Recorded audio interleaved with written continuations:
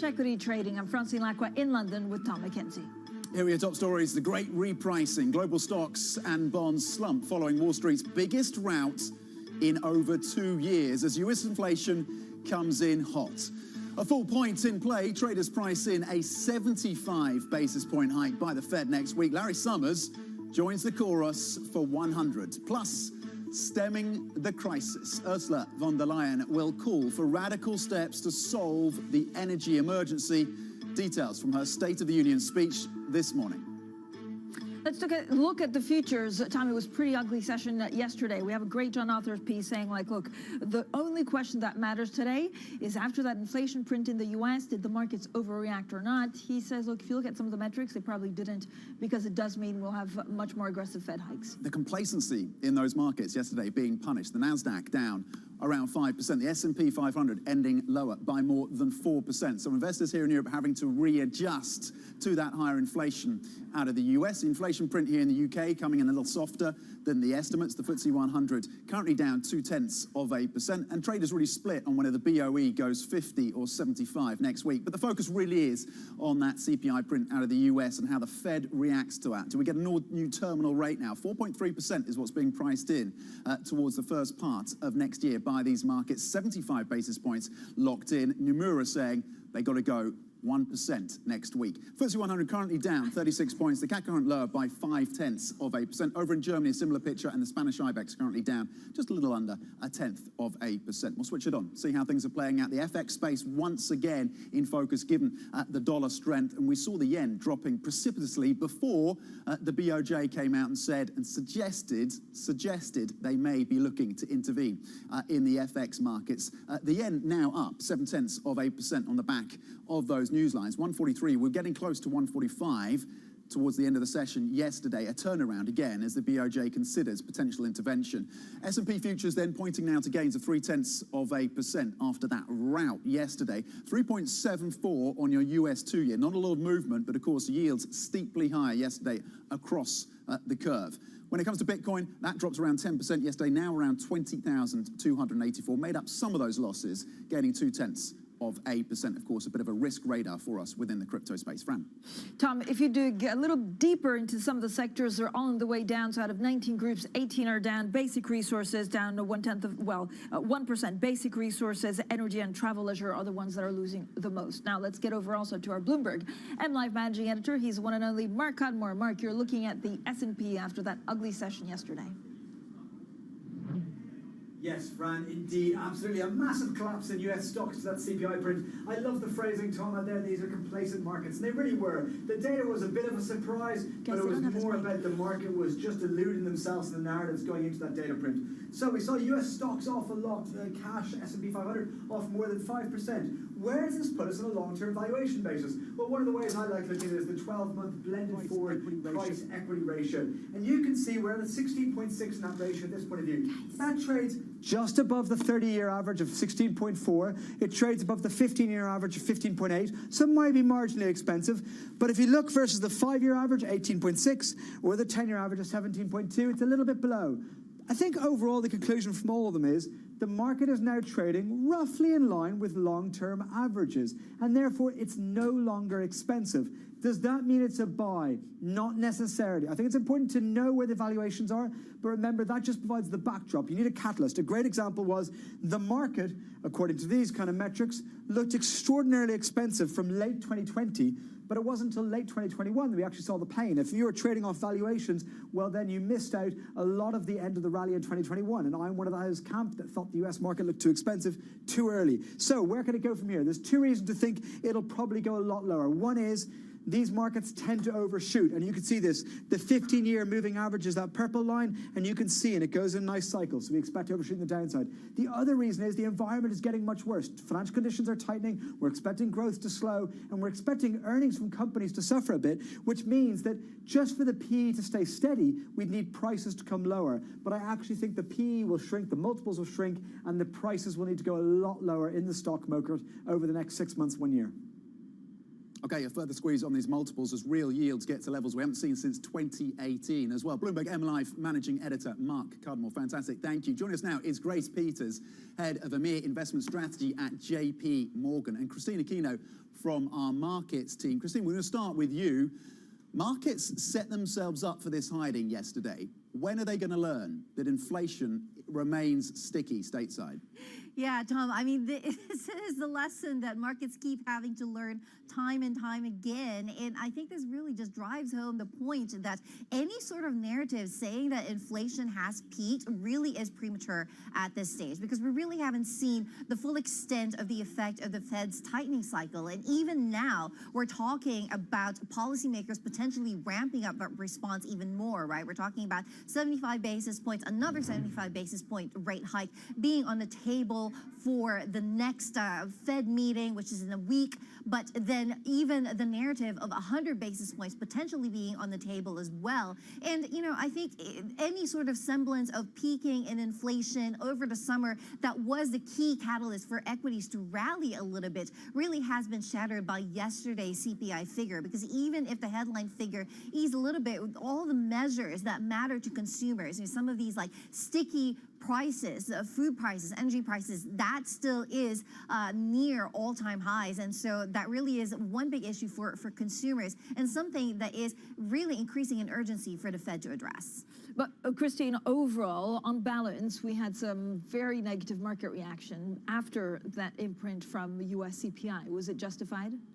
I think so, Francine. Again, there was this narrative over the summer in the U.S. that, oh, maybe inflation is peaking, because we did see a couple of prints kind of suggesting that, particularly with a pullback in gas prices in the U.S. But then again, you know, it is a broad-based increase still in terms of prices for goods and services. I mean, some of the goods that matter to people every day, you know, the price of food, the price of rent, that is still very much near sky-high levels. And it really will take kind of a necessary pain that the Fed will have to necessitate via rate hikes to kind of really bring down those very hot price levels.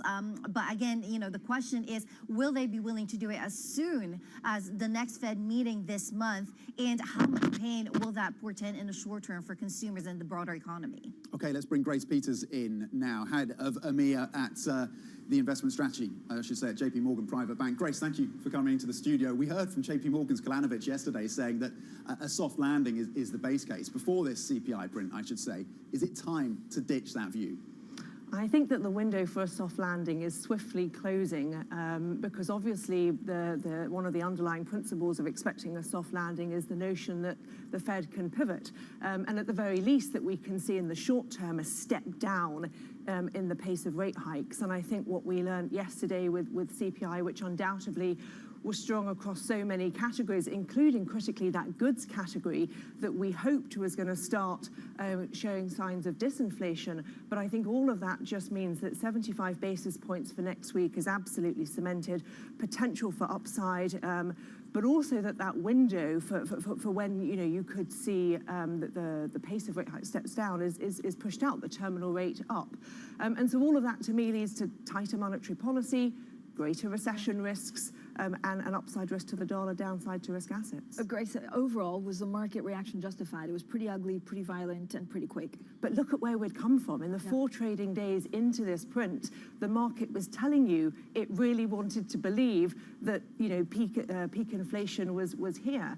And so we saw that very steep, 5%-ish rally in the S&P in the 4 trading days before the print. Again, a material pullback in the dollar. So I think the move is justified, because certainly when it comes to equity markets, they were starting to look reasonably full. We know that PMIs tell us that earnings need to come down, and therefore you were looking for multiple support. But with this higher terminal rate and longer and restrictive policy, you can't rely on multiples. So I think fair, and we see a range-bound equity market between now and the end of the year, between the ranges of 3,600, 4,200 would be sort of the kind of range area that we'd look to play. 3,600, 3,400. Yeah, 3,600 to us is sort of where a mild recession is discounted. And then the 42 is more the sort of the soft landing scenario for the end of this year, with modest progression then next year as well. 36 and 42. Christine, I just want to get your views on what's happening with the BOJ, because the pressure is further on the Central Bank of Japan. And we've seen, of course, the news crossing this morning that they're considering potentially intervening in the currency markets, as there were calls maybe for the yen to get to 145 yesterday. Now it's turned around a bit on the back of this news, up 0.8%. The challenge then for the BOJ, Christine? Well, very big, Tom. I think it is very telling that they have decided it is time to kind of take this step now. And it is significant in and of itself because, I think central banks have learned over the last few years that it is difficult to kind of go it alone if the market is going against you. But it's very telling now that the BOJ thinks that this is the right time to kind of signal this step now. It is still a precursor to intervention, but it's very significant. And, combined that with what we've been seeing out of China as well, a bit of a pushback against that dollar strength. This could potentially be something that ultimately at least slows the dollar down, if not breaking ultimately its strength here. The fact that the second and third largest economies in the world are finally kind of combined, pushing back against this via their own monetary authorities' actions, really just tells you that perhaps the tide could be turning for the dollar here. It really depends, though, again, whether the markets trust the action that we're seeing out of Japan. Of course, markets tend to dare central bankers into action. And so I wouldn't be surprised if we keep seeing markets kind of taking the yen to that $145 level still and force the BOJ's hand a little bit more here. Grace, going back to that call from JP Morgan saying that, look, inflation will probably resolve on its own, and there will be, we'll avoid a recession is still possible for the global economy. Does the inflation print yesterday change anything? Because if the Fed has to be much more aggressive, then I imagine there are risks to the downside that actually could all go wrong. Yes, I think, when in the process of working through inflation, the notion that this probably means more restrictive monetary policy for longer, and not just from the Fed. Obviously, we're seeing something similar echoed, sort of from the ECB as well. That does mean that recession probabilities that have already risen quite materially, and we think are pretty 50-50 now, nudge up slightly. On the flip side of that, the economy is still holding up reasonably well, and certainly corporate earnings, because what really bothers us is also a corporate profit recession, because that's what really impacts risk assets. Corporate profits are actually holding up pretty well. We do think that they need to come down, but for the most part, sort of that's, if anything, positively surprised through second quarter earnings season. But yeah, recession risks, unfortunately, are still moving up. Grace, thanks so much. Grace Peters, their head of EMEA investment strategy at JP Morgan, stays with us, and we'll get back to our Christina Aquino as well. We're also getting to Ursula von der Leyen speaking live, of course, at the State of the Union address. I think she's talking a lot about energy, and of course, it'll be interesting to see how then the countries individually implement to try and curb some of that energy usage. Watching for price caps, any news on that, and windfall taxes as well, and watching the utility sector, particularly the energy providers, of course, on the back of this. So we'll continue to bring you lines as the Commission President speaks there in Parliament. There's plenty more coming up, including any more lines, as I say, from VDL, von der Leyen, of course, the Commission President. Stay with us. This is Bloomberg.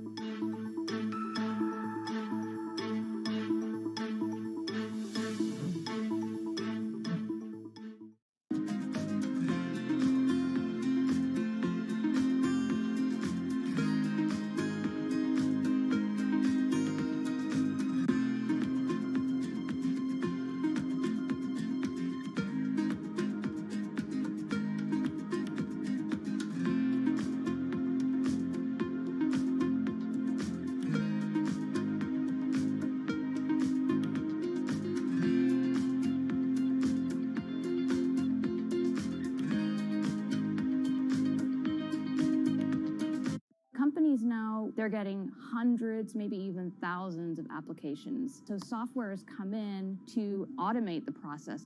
You want to write your resume for robots, not for humans. The only job your resume has is to be comprehensible to the software that is reading it, because that software or robot is going to decide whether or not a human ever gets their eyes on it. These things are programmed by a certain segment of the population that might not be totally inclusive or not be fully aware. Concerns about how this technology could exacerbate discrimination. For the FTC, I think foremost, the FTC needs to be making sure that we're fully understanding this technology. We don't trust companies to self-regulate when it comes to pollution. We don't trust them to self-regulate when it comes to workplace comp. Why on earth would we trust them to self-regulate AI?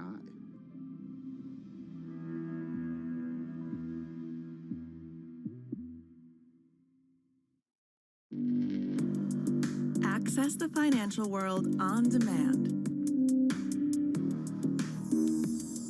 Hear from leading economists, policymakers, and industry experts via live and on-demand webinars, only from Bloomberg. Start exploring to see what's moving the markets. Visit Bloomberg.com/webinars.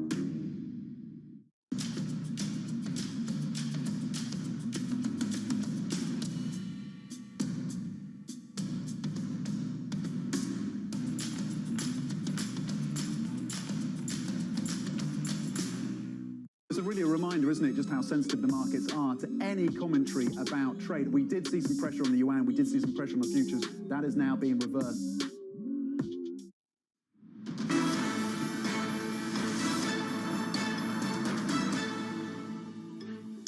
Welcome back to the Open. Happy Wednesday. We are 15 minutes into the European trading day. You're seeing losses of 0.3% across European equities. Bad, but not nearly as bad as the session, of course, that we saw stateside yesterday. Speaking of which, the S&P futures are now pointing S&P E-minis to gains of 0.4%. NASDAQ futures, after dropping more than 5% yesterday, currently pointing up by 0.4% as well. We are bringing you, and we're going to continue to bring you, lines crossing from the European Commission President Ursula von der Leyen, who's currently delivering her key State of the Union speech to the European Parliament in Strasbourg.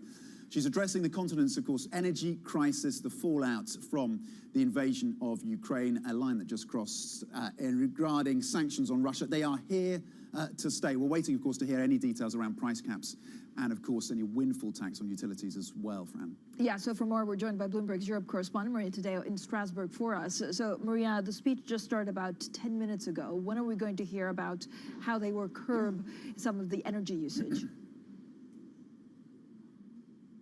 Yes, Francine, and you know, this is normally a speech that's very political as a State of the European Union, but this year in particular, it feels momentous. Of course, there's a war going on actively in Europe. There's the energy crisis, and there's also the Ukrainian First Lady, Olena Zelenska, who's here with the head of the Commission. I think a lot of this designed to focus on the energy, sure, but then also send a political message that this is full support for Ukraine. And I was struck by the language from the head of the Commission just now, who said it's not just war in Ukraine, but Russia's also waging war now on our energy, our values. This is autocracy versus democracy. It's very strong language, very strong political symbol from the head of the Commission. In terms of the details around the energy, I think, Francine, by now it's clear this is a twofold operation. One is about demand destruction, particularly in peak hours, and then the other one will be the taxes on fossil fuel industries, but also power generators that do not use gas. What's striking to me, though, this morning is every official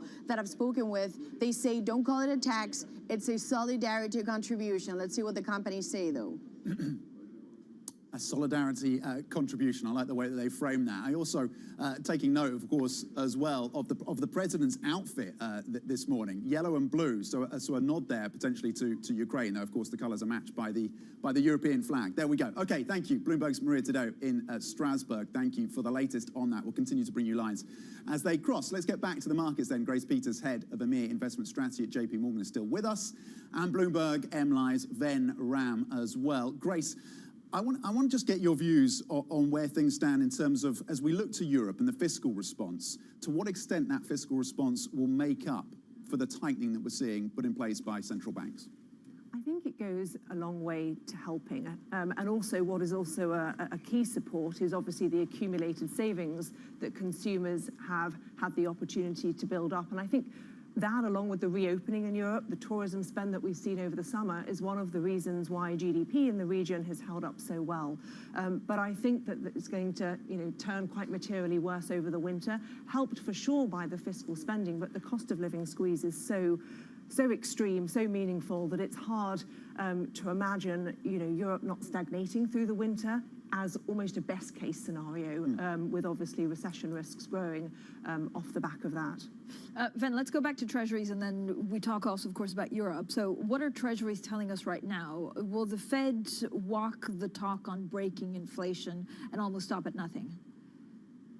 Morning, Francine. I do think that the treasuries, we saw the huge reaction in treasuries yesterday that sends an unequivocal message that, look, the markets are primed for a bigger move from the Fed. We are already approaching 4%, circa 4% on the 2-year, and that says a lot about where we need to be headed on the Fed funds rate. On the OIS pricing for the Fed, markets are now looking at 425. Just weeks ago, we were dithering around, dragging our feet around 350. Then we got to 380. Then we got to 4. Now we are looking at 425. So that says that, the peak of the Fed funds rate is a long way away. We are still, the upper end is still only at 250. So there's a long way to go. And that is what treasuries are positioning for. That means higher, much higher front end yields. And on the back of that, higher long end yields as well, even though we should look for inversion in the 3-month, 10-year curve at some point. Ven, talk to us about the difficulty of timing this market then. Clearly, a bear market in bonds, one of the most significant bear markets that we've seen in almost 2 decades. Yields, as you say, close to 4% on the 2-year. If you're an investor looking to get exposure, how do you time this? It's very difficult to time this. I would go with what Warren Buffett says. You want to price the market. You don't want to time the market. And, I would take a 4.25% yield on the 2-year. Because I do think that that's where the Fed will look to stop and take stock of what it has done so far. And I think that by that time, the economy will start to lose its poise that we are seeing at the moment. So there's still a long way to go in this bear market, but we are approaching that threshold, not exactly just yet. Ven, I know that actually in your live blog, and I urge everyone to go and look at it, you talk about the telltale 10-year, 3-month part of the yield curve and the fact that it's edging closer and also, closer and closer to inversion. So I want to ask Grace Peters what this means for market positioning. Well, it tells you that the market's very concerned about the restrictive monetary policy stance. We've obviously had the 2-year, 10-year part of the curve inverted and materially inverted for much of the year. But looking at that shorter dated segment as well just says that the market's getting closer to that point. I mean, we think fixed income in the portfolio is going to play a vital role over the next 6 to 12 months. We are having to manage portfolios for a range of outcomes because of the degree of uncertainty that is quite unprecedented. And so fixed income, right now offers us an attractive yield. If you want to stay short dated and up in quality in US investment grade has been one of our key themes. Also, if the recession hits, and if ultimately then we see, sort of yields falling in future as expectations get priced out, the duration part also can work to our advantage and act as a bit of a portfolio ballast. So up in quality across asset classes, but particularly with fixed income, and happy to take a little bit of duration given what the market's pricing now. Okay, Grace Peters making the case for investment grade within this market. Thank you, as ever. Grace Peters, always excellent analysis, head of EMEA investment strategy. We're going to continue this conversation, but we just want to bring you a line from the European Commission President who's speaking in the European Parliament. The EU Commission proposing now a cap on low-cost production power revenue. The EU Commission proposing a cap on low-cost production power revenue. This is one of the lines we were looking for. Von der Leyen saying that the energy market is not functioning anymore, proposing measures for members to cut energy use. We know, of course, one of those measures being proposed is a mandated reduction, of course, and concerns amongst some that you may see blackouts. And, of course, that's something that the European Commission are trying to avoid. Francine? Yeah, let's go back to Ven Ram, who's, of course, following this very closely. Ven, I don't know whether von der Leyen actually moves markets. Does it make a huge difference to how individual countries then react and use energy? I'm not too sure. It means a whole lot for the markets. We haven't heard anything so far that is exactly market moving. But the trajectory for the European rates market is very clear in the coming months. Particularly bonds. Bonds have had a particularly brutal year in a long, long time. Yields have already surged at the front end and at the back end, and we are going to see more of the same into the second half of next year. Because as Grace Peters was just saying, we are going to go in, probably we would be very lucky to escape a recession in Europe. And if that is the case, and inflation is still going, the ECB will be compelled to raise rates, probably to 2.5% to 3%, and that's what the markets are pricing in at the moment. And if we get anywhere near there, you can expect the front-end German yields to surge higher, much, much higher than where we are now. So we are looking at material losses in bonds. Material losses in bonds. Another line crossing, just to bring to our viewers' attention, von der Leyen saying, of course, the European Commission again, speaking in the Parliament there, revenue cap to generate about 140 billion euros for EU members. They need to keep working to lower the gas price. Of course, those have been near record levels in terms of natural gas. It says setting up a gas task force with Norway. So looking to set up a gas task force with Norway, but the key line here, they're looking to raise about 140 billion euros for EU members. And that ties into the conversation, Grace, we were having about fiscal stimulus. What does that 140 billion do?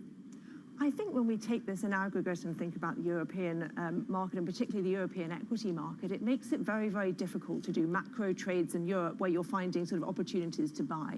It means for us you're very focused on the bottom up, because we know that the energy transition, we know that energy and food chain issues are going to result in quite a lot of capex spending needed to reorient supply chains, to focus on security of supply and not just efficiency of supply, and obviously to get us through the energy transition. And that's not to mention industrial automation, that we think is another key secular theme that comes from a very tight labour market around the world.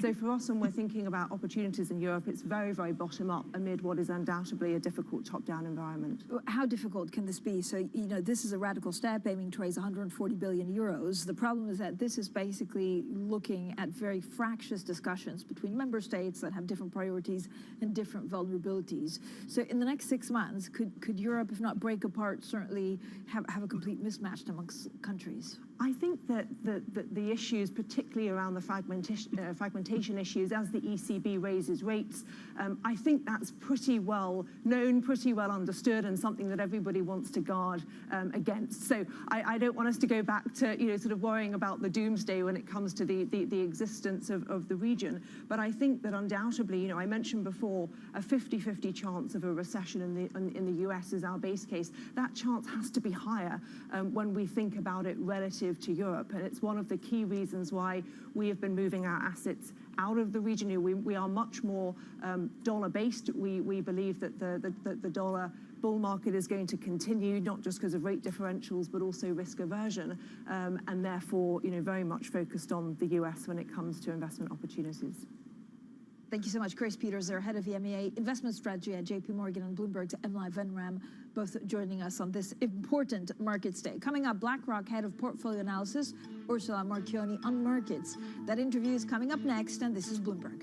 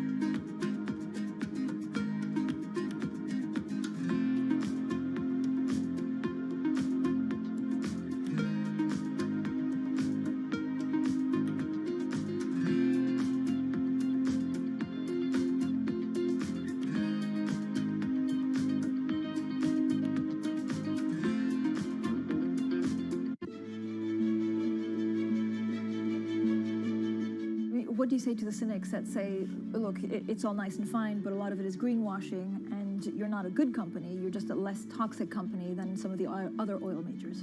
Well, the first thing to say is that, you know, I'm a big believer in we need to put ourselves in other person's shoes in life in general. And so I understand that point of view, and I get that people have that perspective. I don't agree with that, obviously, but I understand where they're coming from. We have an enormous challenge as society, which is to provide the world with reliable, affordable, and clean energy. That's what society wants. That's what society needs. And I believe in my heart that a company like BP is actually one of the few companies in the world who can actually make that happen. We can talk about the things that we're going to grow and over the coming years, and I find it hugely exciting and energizing for our organization. But that's what the world needs, and you simply can't go against the grain of society. You can't defy gravity, and that's why we're making the change that we're making.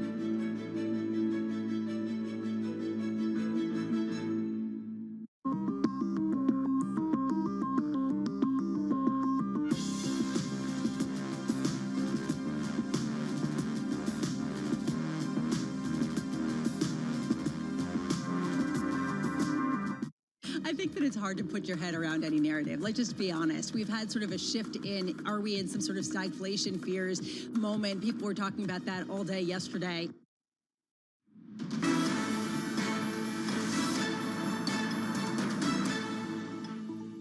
Welcome back to The Open, everyone. 30 minutes into the European trading day, and here are your top stories. Well, the great repricing, global stocks and bonds a slump following Wall Street's biggest rout in over 2 years as U.S. inflation comes in hot.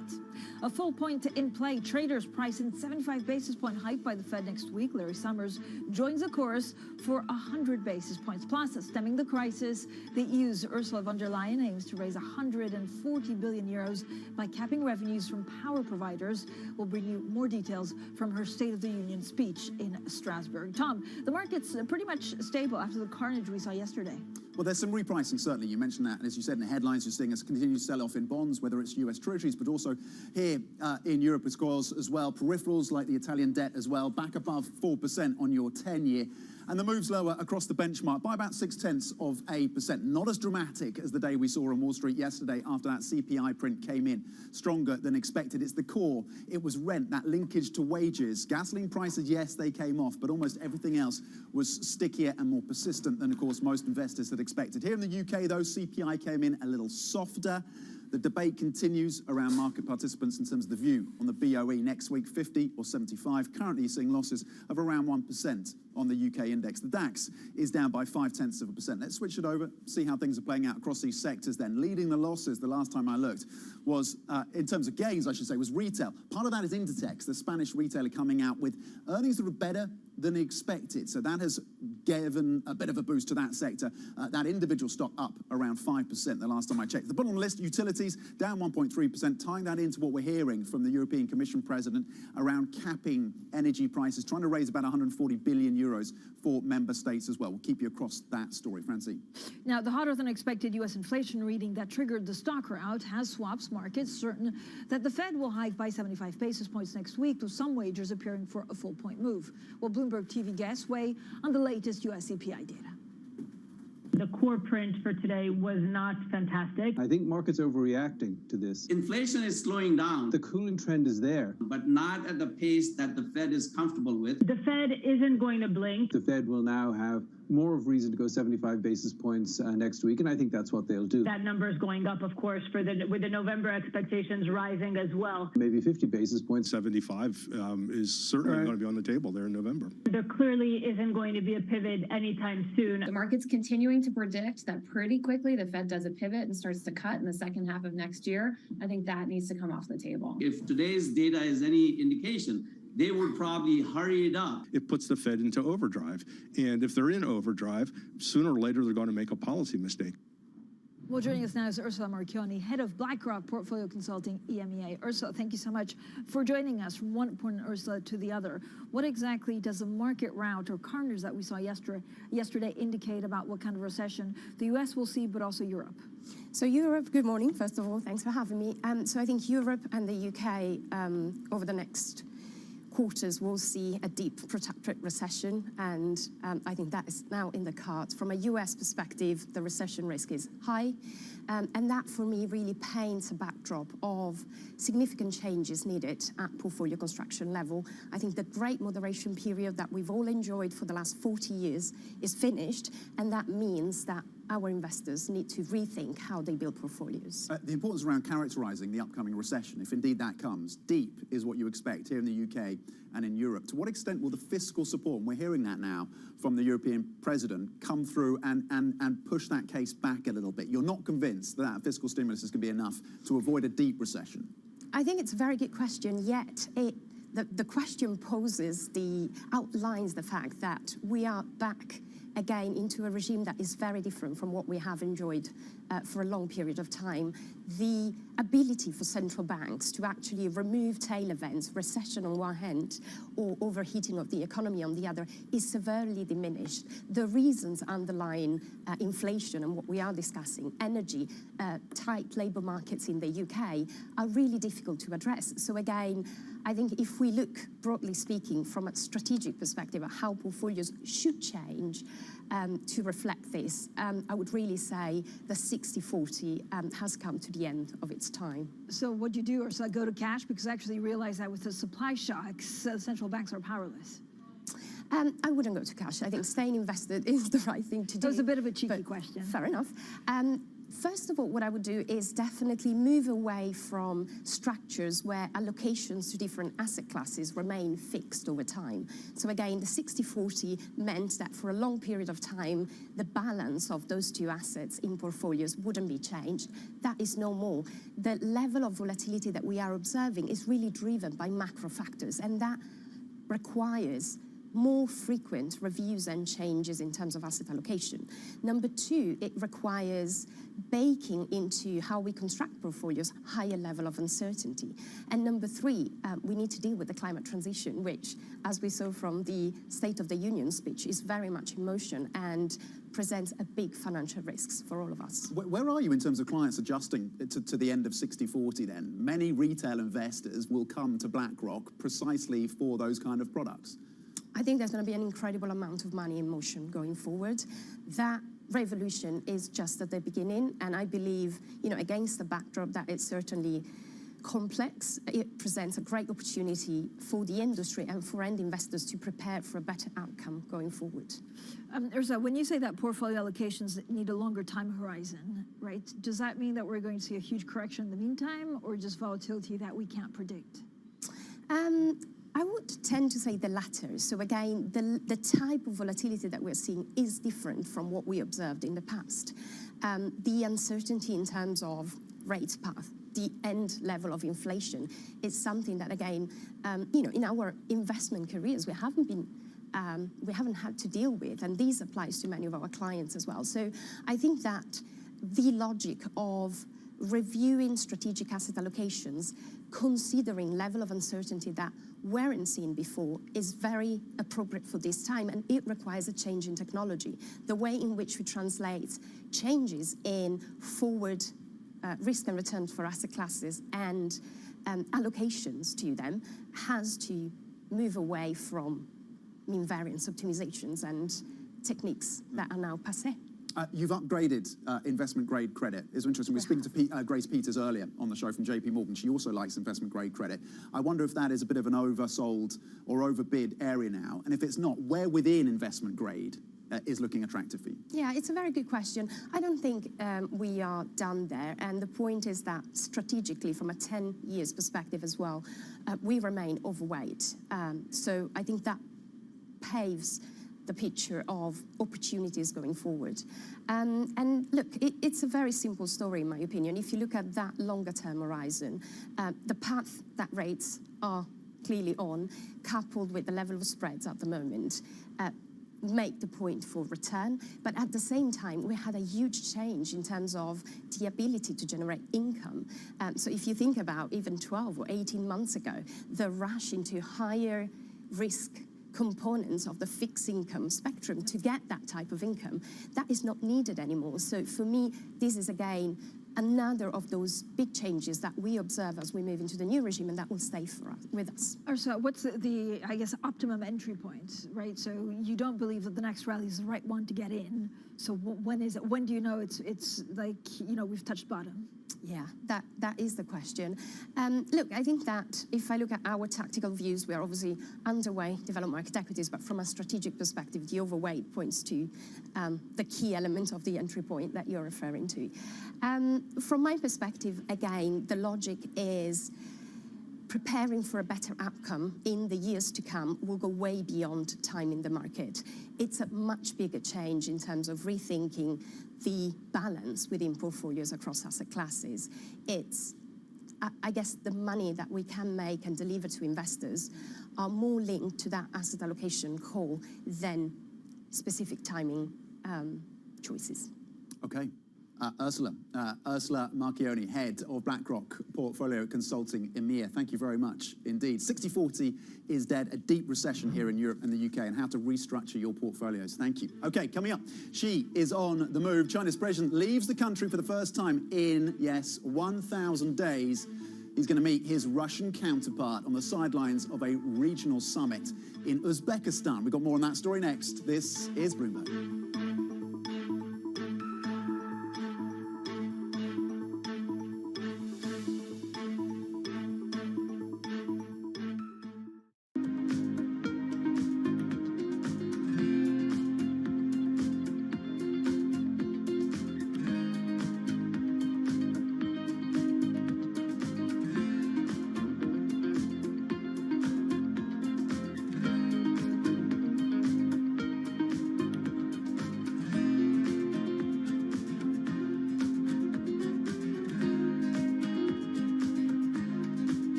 In the past 2 decades, China has built large infrastructure projects in almost every country in Africa.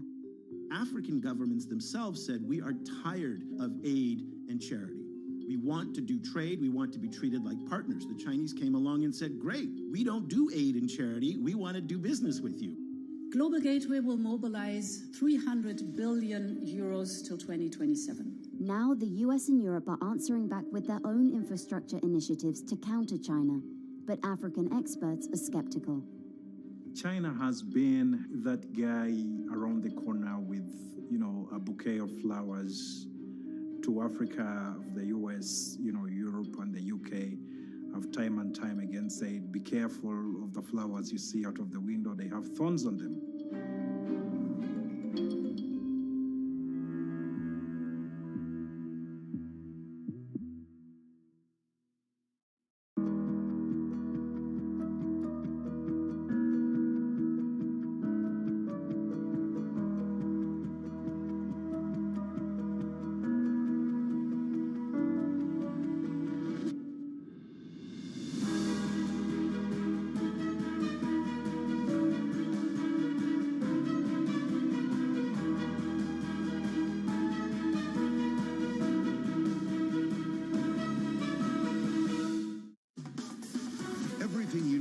Set for the start of U.S. trading. Bloomberg The Open with Jonathan Farrell. Drilling down on the numbers and preparing you as only Bloomberg can. Weekdays on Bloomberg.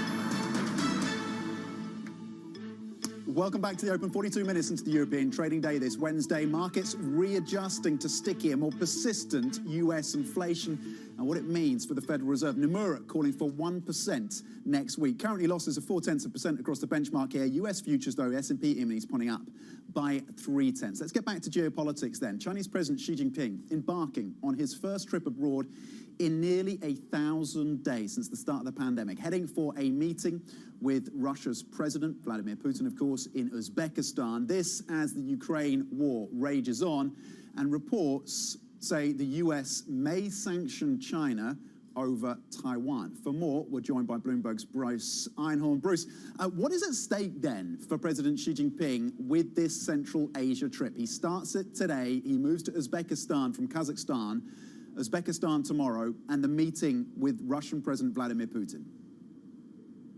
Well, of course, a lot of the importance of the trip is the trip itself, the fact that Xi Jinping is finally leaving the country after almost 1,000 days, as you pointed out earlier. Since the start of the pandemic, China, of course, has enforced a COVID-0 policy, zero tolerance when it comes to spread of the virus. There's still quite a lot of virus, quite a lot of COVID in China. There are a lot of cases in different parts of the country. Yet we do now have the president making his first trip. He's going to be in Kazakhstan first, then the next day he'll be in Uzbekistan, where he's attending a regional summit. He'll be meeting Russian President Putin there. This will be the first meeting between the two leaders since they got together at the beginning of the Beijing Olympics in February. That was shortly before the Russian invasion of Ukraine. That was the meeting, of course, where the two leaders pledged what they called a no-limits partnership. Since then, the Russians invaded Ukraine. The war has not gone the way that Vladimir Putin no doubt thought it was going to, was hoping it was going to. So it will be interesting to see just the body language between these two leaders, just how close they are. Yes. Yes, so if you see this meeting between, President Xi and President Putin, is it to showcase a viable alternative to U.S. dominance? Should the rest of the world be worried? Well, that's clearly on the agenda for China and Russia. They do want to create an alternative set of leaders for the world. President Xi Jinping has, for a long time, been seeking to have Chinese alternatives to American-led initiatives. So whether it's an alternative to the World Bank or various rules for the laws of the sea or for the Arctic or even in space, China wants to challenge the U.S. in all those things. And these are areas where there could be areas for cooperation with Russia. Okay, Bloomberg's Bruce Einhorn, thank you on that trip. Xi Jinping, of course, heading to Uzbekistan tomorrow, where he is expected to meet, as Bruce was saying, with the Russian president. Talking of the ramifications of Russia and its war in Ukraine, of course, the energy crisis in the energy sector firmly in focus. Now a redhead crossing the terminal. Germany is discussing nationalization of its utility giant Uniper. For the background, this is a company that was hit by almost a 12 billion euro loss in the first half. There was a almost 20 billion euro bailout package for it. And what we're hearing is that the German government is considering increasing its stake. It already had a stake in this company, increasing the stake, though, to above 50%. It would be an historic step in terms of nationalizing its biggest energy company. This is Uniper, and that is the redhead crossing the terminal. We will have plenty more on this, I believe, and I expect, in the hours and days ahead. Let's get the Bloomberg First Word News now with Laura Wright. Laura. Thanks, Tom. The Justice Department says Donald Trump is trying to have it both ways when it comes to classified documents seized from his Florida home. In a court filing, the government says the former president argues that the documents are personal property and also covered by executive privilege. The government wants to keep using around 100 documents while a so-called special master reviews them for privilege issues. Ukrainian troops have piled pressure on retreating Russian forces, pressing deeper into occupied territory. Kyiv's border guard services say the army has taken control of Vovchansk, a town just 2 miles from the border, which Russia seized on the first day of the war. President Putin, meanwhile, is set to hold bilateral meetings this week with the leaders of China, India and Turkey, as the Russian leader seeks to use a summit in Uzbekistan to counter his diplomatic isolation. Bloomberg has learned the US may begin refilling its emergency oil reserve when crude prices dip below $80 a barrel. Administration officials are weighing the timing of such a move with an eye towards protecting US oil production growth and preventing crude prices from plummeting. President Biden ordered the release of an historic 180 million barrels from reserve back in March in an effort to tame skyrocketing prices. Queen Elizabeth's coffin has arrived at Buckingham Palace after being flown from Edinburgh by the Royal Air Force.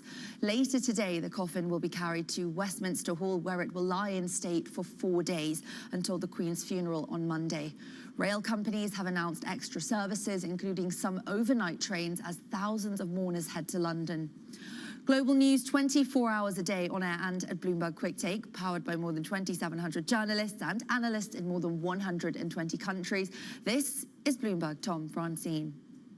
Laura, thanks so much. Laura, right here in London. Now, we're just getting some breaking news from von der Leyen, of course, the Commission President, saying she will also announce a European Critical Raw Materials Act. Unclear whether this is, once again, some capping the prices and then using them for other things, but we're keeping a very close eye on her State of the Union address. There's a lot in this speech that we're going to have to work through. So there's the plan to raise about 140 billion euros in terms of capping energy prices and taxations on these energy providers, at least the lower cost energy providers. And then there's this commitment around critical raw materials as well. All of this at a time when we are seeing Uniper, Germany, looking potentially to nationalize that company. So it's about energy security. It's also, of course, about securing those supplies of key commodities and inputs for the future of the European Union as it adjusts, of course, to the gas hit from Russia. Francine. Coming up, Larry Summers says the Fed should hike 100 basis points to reinforce its credibility, but how likely is that? We discuss a surprise U.S. inflation print. This is Bloomberg.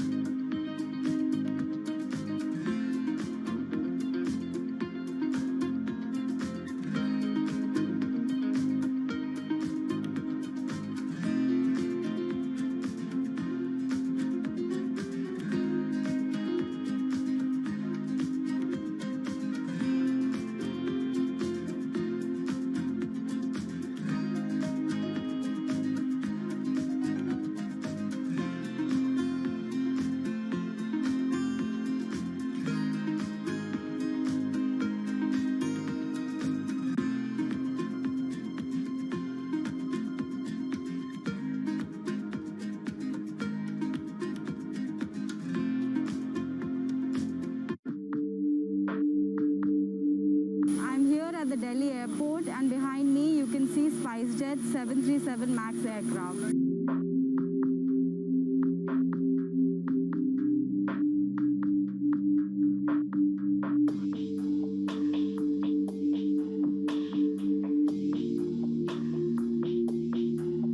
SpiceJet Chairman Ajay Singh earlier today said that Boeing is going to compensate SpiceJet in form of cash and aircraft.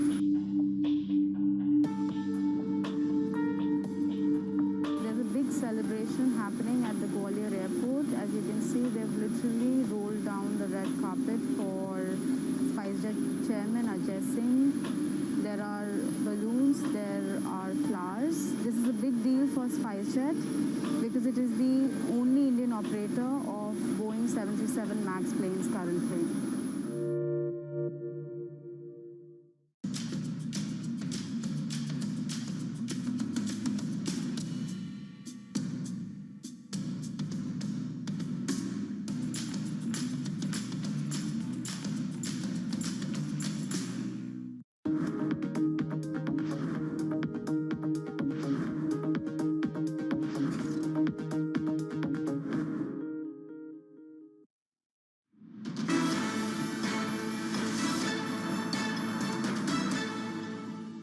core print for today was not fantastic. I think markets overreacting to this. Inflation is slowing down, The cooling trend is there. but not at the pace that the Fed is comfortable with. The Fed isn't going to blink. The Fed will now have more of reason to go 75 basis points next week, and I think that's what they'll do. That number is going up, of course, with the November expectations rising as well. Maybe 50 basis points. 75 is certainly going to be on the table there in November. There clearly isn't going to be a pivot anytime soon. The market's continuing to predict that pretty quickly the Fed does a pivot and starts to cut in the second half of next year. I think that needs to come off the table. If today's data is any indication, they would probably hurry it up. It puts the Fed into overdrive. And if they're in overdrive, sooner or later they're going to make a policy mistake. Welcome back to the Open. We are 53 minutes into the European trading day. You're seeing losses of 0.4% across the benchmark here. Three sectors in the green. You're seeing gains for the retail sector. That is boosted by what is happening with Inditex, that Spanish retailer, coming out with earnings better than expected. But broadly, of course, this is an adjustment lower for European markets after 4 solid days of gains on the back of that CPI print out of the US. More entrenched, stickier inflation, particularly around rents, and to what that degree that means around wages, labor wages, and those costs, and how sticky those are going to be going forward. What it means, of course, for the Fed. Next week is the decision. Nomura is coming out and calling for 100 basis points. The markets have definitely baked in 75 basis points at this point, Francine. It seems to be a case where we are looking at a new terminal rate, and they're realigning the markets just at what point, how hard the Fed goes, and at what point it can start to scale back, because Goldman Sachs has increased their calls for December up to 50 basis points. Yeah, and yesterday, I have to say, it was a terrible, horrible, as John Authors put it, terrible, horrible, no good, very bad day. Joining us now is Bloomberg Opinion's Marcus Ashworth to talk about all of this. Marcus, did the market overreact, or was it pretty much in line with what they should have done?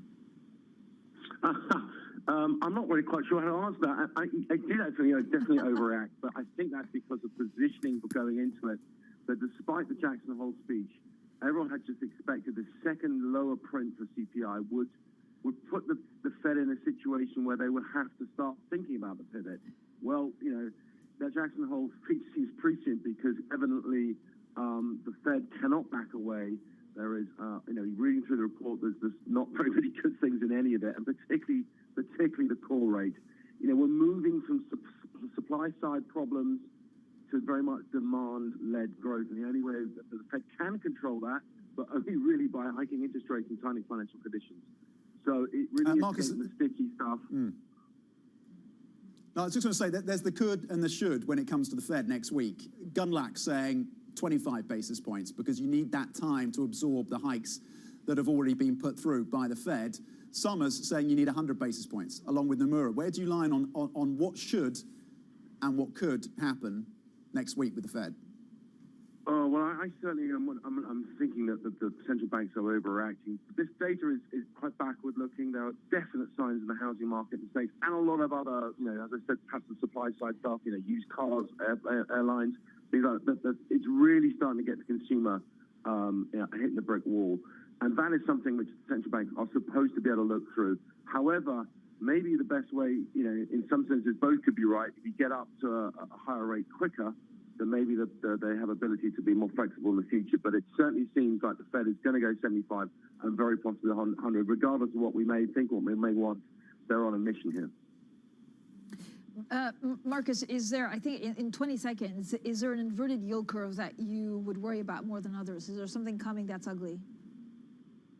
Yeah, I certainly think the way that the 2 years trading yesterday and getting up close to it's not far away from 4%, that's something which is pretty scary, and it clearly is going to, as I said, these signals are really the Fed should be looking at this and be worrying about potentially causing recession. But in some sense at the moment, that's what they want to cause. This is exactly the reaction they wanted. They did not like the way that stocks reacted over the summer and bond yields falling, and now they're getting what they want. And let's hope that they are at some point satisfied and they don't truly trash the economy. Marcus Ashworth, thank you, as always, for your analysis. Stay with us. This is Bloomberg.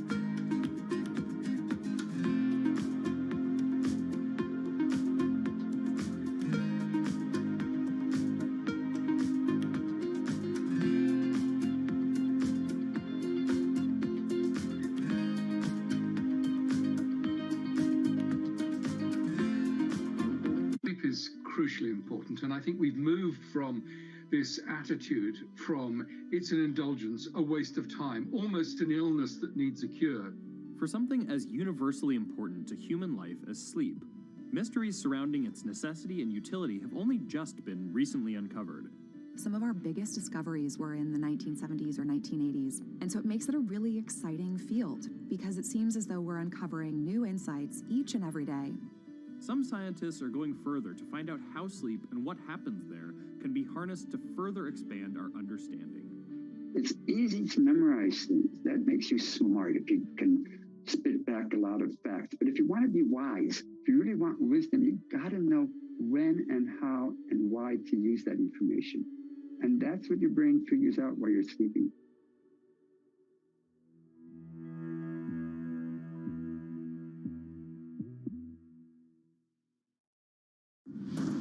No one covers the world like Bloomberg. We have to get interest rates higher and bring inflation back to our target. 33 million people have been affected by this flooding in the monsoon. Disruption is the whole point of a strike. With unmatched reach and resources from more than 120 countries, the moment news breaks, 24 hours a day. Bloomberg, your global business authority.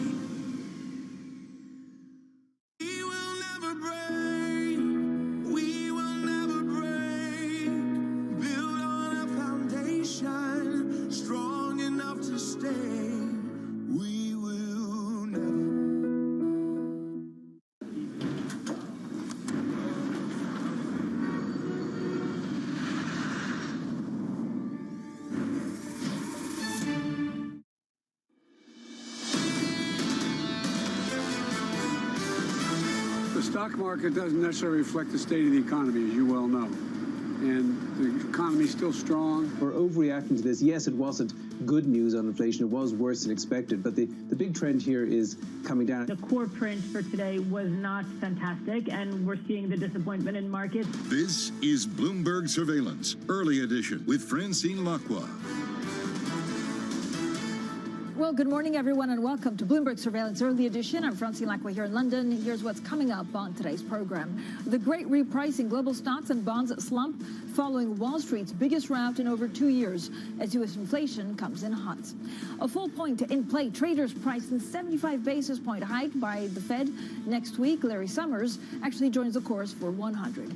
Plus, stemming the crisis, the EU's Ursula von der Leyen aims to raise 140 billion euros by capping revenues from power producers. We'll bring you the very latest details from her State of the Union speech in Strasbourg. Now, let's check on the markets. Yesterday, once again, there was not a huge repricing. This was a huge fall. A lot of people, market commentators, actually calling it carnage. Today, a bit more stabilization as we're working through some of the movements. European stocks down 0.3%.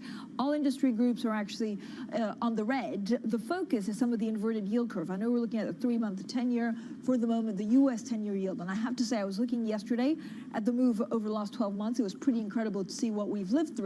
37713 is what we're seeing.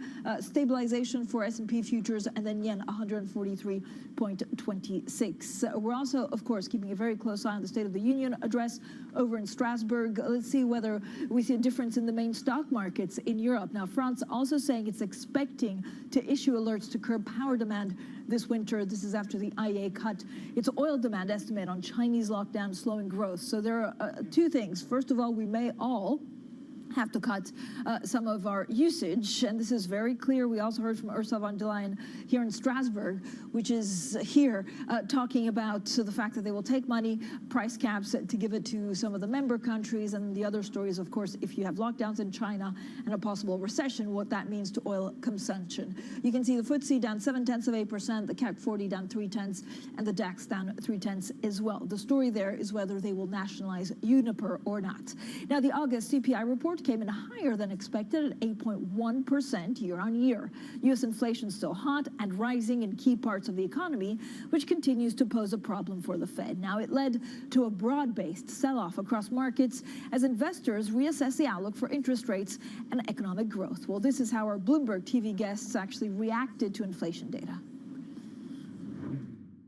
The the core print for today was not fantastic. I think markets overreacting to this. Inflation is slowing down, The cooling trend is there. but not at the pace that the Fed is comfortable with. The Fed isn't going to blink. The Fed will now have more of reason to go 75 basis points next week, and I think that's what they'll do. That number is going up, of course, with the November expectations rising as well. Maybe 50 basis points. 75 is certainly going to be on the table there in November. There clearly isn't going to be a pivot anytime soon. The market's continuing to predict that pretty quickly the Fed does a pivot and starts to cut in the second half of next year. I think that needs to come off the table. If today's data is any indication, they would probably hurry it up. It puts the Fed into overdrive. And if they're in overdrive, sooner or later they're going to make a policy mistake. Well, to talk about the markets and everything in between, Henrik Johnson, he is co-head of capital markets at Deutsche Bank, and Bloomberg's Christina Kino covering rates, FX, and EMEA. So thank you both for joining us. Christine, maybe just get us started. We're seeing a bit of stabilization after carnage in the U.S. yesterday. Absolutely, Francine. I mean, I think this is the time now for markets to kind of look at yesterday's data and take stock and really think about what this all means, right? And I think the evidence that we're amounting to, the reactions in the market, it really just adds up to the fact that the Fed is going to have to do more to address this inflation issue. 75 basis points already seems like it's very much on the table, it's cemented, but now 100 basis points for a single meeting has come into the conversation, and it seems like that is kind of, that's probably just going to heat up in the run-up to the Fed meeting, because it is very clearly what the Fed needs to do in terms of addressing the issue. 100%, Henrik. The question is, did the markets overreact? And I like the way you asked the question, which is actually, how long can the good times last? Yeah. Well, I think if you look into the detail of the CPI print, it's actually worse than the headline, and I think that's why the market really took it so badly. Look, I think this is really just going to be a feature of the volatility that we're seeing. The market's going to be extremely sensitive around macro points. Yeah. I do think it did overreact, and we'll hopefully see some positive bounce back today. But these days will happen between now and the end of the year as people focus on macro data. I mean, what exactly is priced into the markets right now? I guess the concern is that there are second-round effects, third-round effects, where we don't exactly know the end point. We don't know also default companies. It could turn quite fast, quite ugly. That's right. Although I think you shouldn't over-focus on short-term market movements because, again, they're very sort of based on macro data. The really important data points that we'll be watching is going to be Q3 results as they start coming out, which will actually tell you how companies are really doing out there. Right now, price increases are still being passed through, and the consumer demand is there. Unemployment is low. But obviously that can and will change. Question is how quickly with the rising rates. Christine, there are a couple of market things. I don't know whether it's telltale. The 10-year 3 months, actually part of the yield curve, edging closer and closer to inversion. This is something that Van Ram picked up. How ugly can this get? Well, I think we still haven't seen the end of it, Francine, because again, it really depends on what we hear in terms of the policy response, right? And how much more in terms of upping the ante markets will push the Fed, and whether they will respond and validate this idea that, you know what, I think they're not done. They're nowhere near close to done in terms of these jumbo rate hikes, and actually they're going to have to go even harder. I mean, the fact that the conversation has quickly moved on from 75 to 100 basis points really tells you that at least from the market side, it's not done in terms of raising those expectations for the Fed. Henrik, are you expecting a downturn because of consumer sentiment? I know, a lot of us in the newsroom yesterday saw that and kind of think, we don't know what the next 6 months will bring. And so will central banks lose control of that? Well, I think central banks are trying to create that downturn. That's why they're raising rates. And the supply-led inflation is now mostly over. So it's mostly demand that's driving the inflation. And that's exactly what they're trying to damage.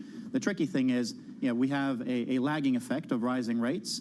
Unemployment's still low, and will they overreact and raise rates too much and cause a big recession or the soft landing that they're aiming for? And consumers and chief executives can also overreact, right? This is fine-tuning. Yes. So is there definitely more danger that we're going to see a recession? So right now, the behavior we're seeing from companies is they're trying to raise capital if they can. They're evaluating M&A opportunities because obviously with FX, suddenly Europe looks very cheap to U.S. corporates, and scale and consolidation will be an important way to ride out a potential recession.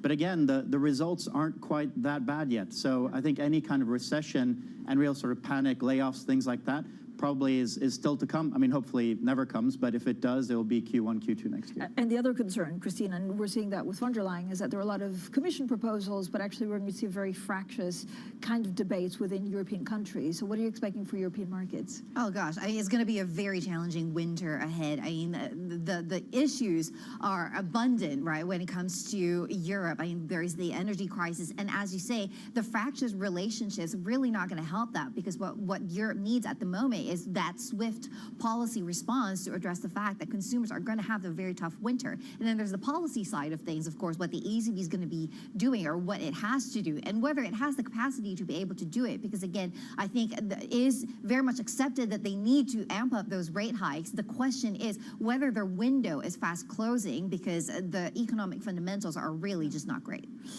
Henrik, I mean, you talked about, recapitalization.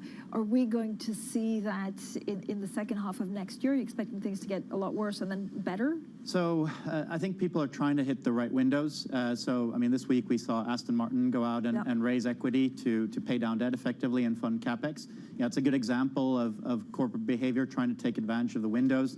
Maybe we'll talk about IPO windows a bit later.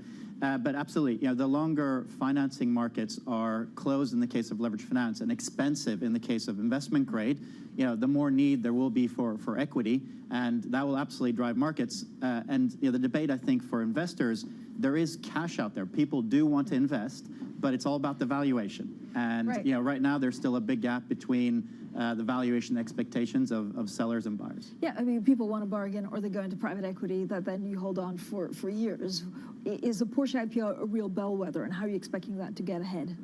So I can't really talk about deals currently in the market. Understood. I would say that from sort of public sources, it's obviously been launched, and if it does succeed, which I have no reason to believe that it wouldn't, it's going to be an important statement. It's obviously a huge deal, and quite unique in terms of its profile with the strong brand and so on. So one to watch. Yeah, one to watch, and maybe that's a counterpart to some of the discouraging news we had from inflation. Christina Kino there from our markets team. Thank you so much for joining us. Henrik Johnson, co-head of capital markets at Deutsche Bank, stays with us. Now, coming up after that inflation-induced meltdown, we discuss what investors are assessing, more on interest rates, and the outlook for economic growth. That's coming up next, and this is Bloomberg.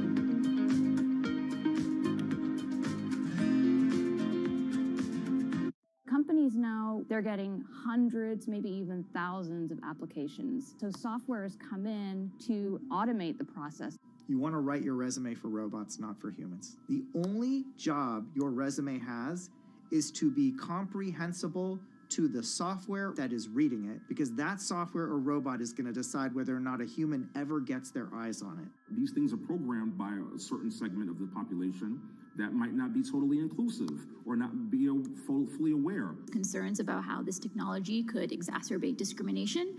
For the FTC, I think foremost, the FTC needs to be making sure that we're fully understanding this technology.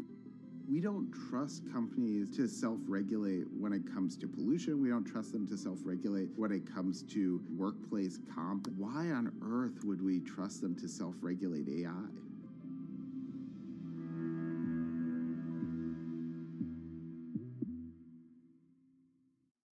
Lots happening on Wall Street. I think Jay Powell said things that were indefensible. Need to catch up? This is Bloomberg Wall Street Week. I'm David Weston. We've got the information and insights. We think that's the next secular shift. From businesses most influential and instrumental. It's knocking it out of the ballpark. It's a challenging dynamic. This is a level of uncertainty that we haven't had to deal with. Bloomberg Wall Street Week, live Friday with replays all weekend on Bloomberg Television and Radio.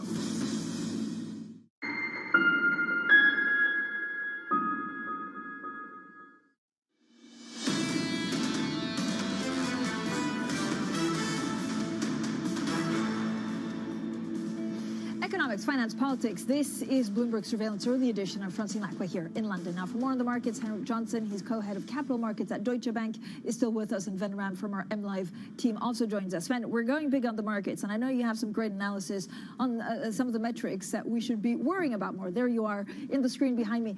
Ven, talk to me about, for example, this 3-month 10-year. How much should we worry about that if it inverts? That's where it's headed.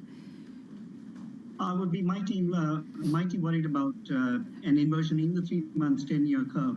Why do I say that, Francine? Because, you know, we've got this inversion in the 2-year, 10-year segment for a long time now. But an analysis of what has happened over the years since 1970s, and this analysis is available on the terminal, is that, you know, if you look at the 3-month 10-year segment, if that inverts, that has proved to be a fail-safe sign that there will be an inversion.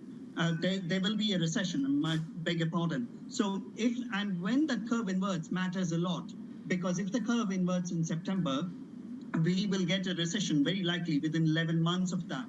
So when the curve inverts is going to be materially a material factor for the markets. But then overall, we keep on hearing from the Fed that they want to break inflation. They want to break the cycle of inflation.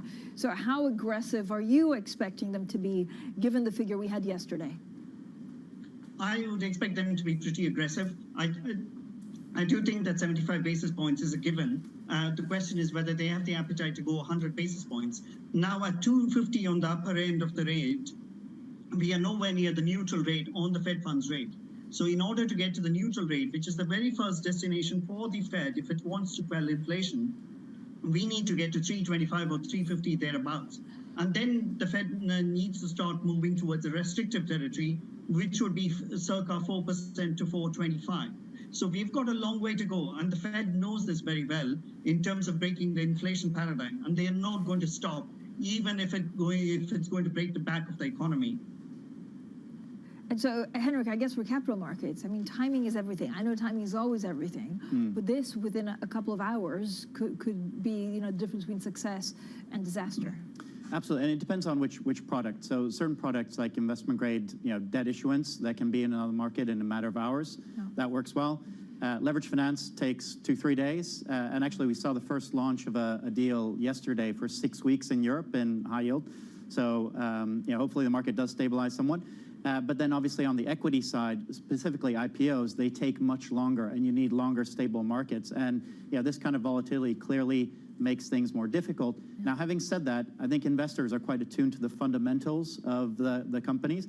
And so short-term market movements aren't great, but not necessarily fatal. I mean, how much of this, you know, raising actually can be delayed? Or how much is it, you know, I'm going to do it now, bite the bullet, because we don't know what 2023 will bring?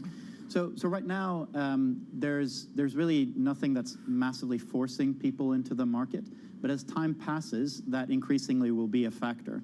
So if we take the leveraged finance market, for example, if it's shut until the end of the year, then the annual refinancing that's required to sort of push the maturity wall is in the order of 70 billion per year. And that's, you know, based on there's typical issuance here pre-pandemic was 60 to 70. So you're looking at a massive potential increase of new issuance plus refinancing, and that'll obviously put pressure on the markets. And you know, it's the same sort of in gilts and sovereign bonds. You know, there was a massive issuance during the pandemic. Now there'll be issuance to fund the energy bills, and you know, the market needs to absorb potentially a lot of issuance at frankly higher rates without the central bank QE. So, Ven, where are you expecting some of European fixed bonds to go and gilts? Definitely, there's a lot more downside for both gilts and bunds. Bunds materially so, because the ECB has indicated there are at least 3 to 5 hikes in the pipeline. That would mean that we should expect the ECB rate, benchmark rate, to top out somewhere around 250 to 3% in this current cycle. And if that happens, even if, albeit amid a slowing economy, bund yields are going to surge, especially the front yield, and we are looking at 250 on the 2-year and probably 230 on the 10-year. Gilts, front-end gilts have sold off a lot, and at 3%, they look like they are trading at the levels they should be at this moment. But as we get more data on how the fiscal impact of and the gilt issuance later this month, I do think that, the gilts will take the course from there. But at the moment, the front end seems well priced. All right, thank you both for joining us. Henrik Johnson, their co-head of capital markets at Deutsche Bank, and Ven Ram from our Markets Live team. I'm also getting Anthony, one of our faithful viewers, actually writing in saying he's still watching that compression between the 3-month and 10-year in the U.S., only 21 basis points wide at the moment. Now let's get straight to the Bloomberg First Word News. Here's Leanne Gerrans. Hi, Leanne. Hi, Francine. Ukrainian troops have filed pressure on retreating Russian forces pressing deeper into occupied territory. Kyiv's border guard services say the army has taken control of Vovchansk, a town just 2 miles from the border, which Russia seized on the first day of the war. Meanwhile, President Putin is set to hold bilateral meetings this week with the leaders of China, India and Turkey as the Russian leader seeks to use a summit in Uzbekistan to counter his diplomatic isolation. Bloomberg has learned the U.S. may begin refilling its emergency oil reserve when crude prices dip below $80 a barrel. Administration officials are weighing the timing of such a move with an eye towards protecting U.S. oil production growth and preventing crude prices from plummeting. President Joe Biden ordered the release of an historic 180 million barrels from reserve back in March, and that was in an effort to tame skyrocketing prices. Queen Elizabeth's coffin has arrived at Buckingham Palace after being flown from Edinburgh by the Royal Air Force. Later today, the coffin will be carried to Westminster Hall, where it will lie in state for 4 days until the Queen's funeral on Monday. Rail companies have announced extra services, including some overnight trains, as thousands of mourners do head to London. Global news 24 hours a day, on air and on Bloomberg Quick Take, powered by more than 2,700 journalists and analysts in more than 120 countries. I'm Leanne Gerrans. This is Bloomberg. Francine. Leanne, thanks so much. Coming up, we'll unpack the State of the Union speech from EU Commission President von der Leyen, including the plan to raise 140 billion euros. We're live in Strasbourg next, and this is Bloomberg.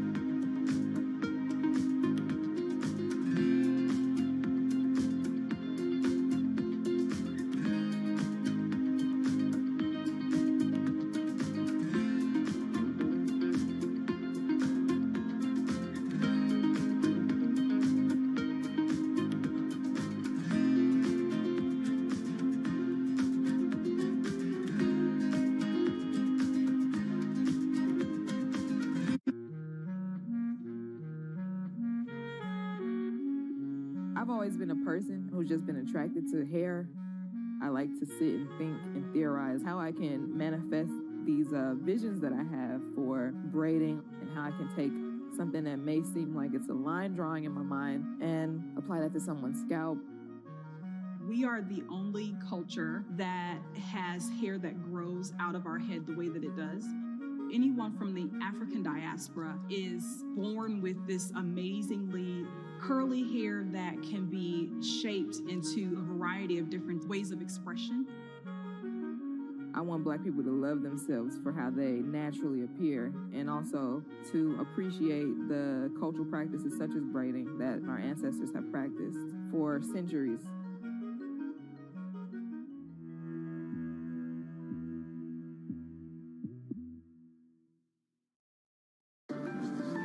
The difference between political gossip and policy intelligence.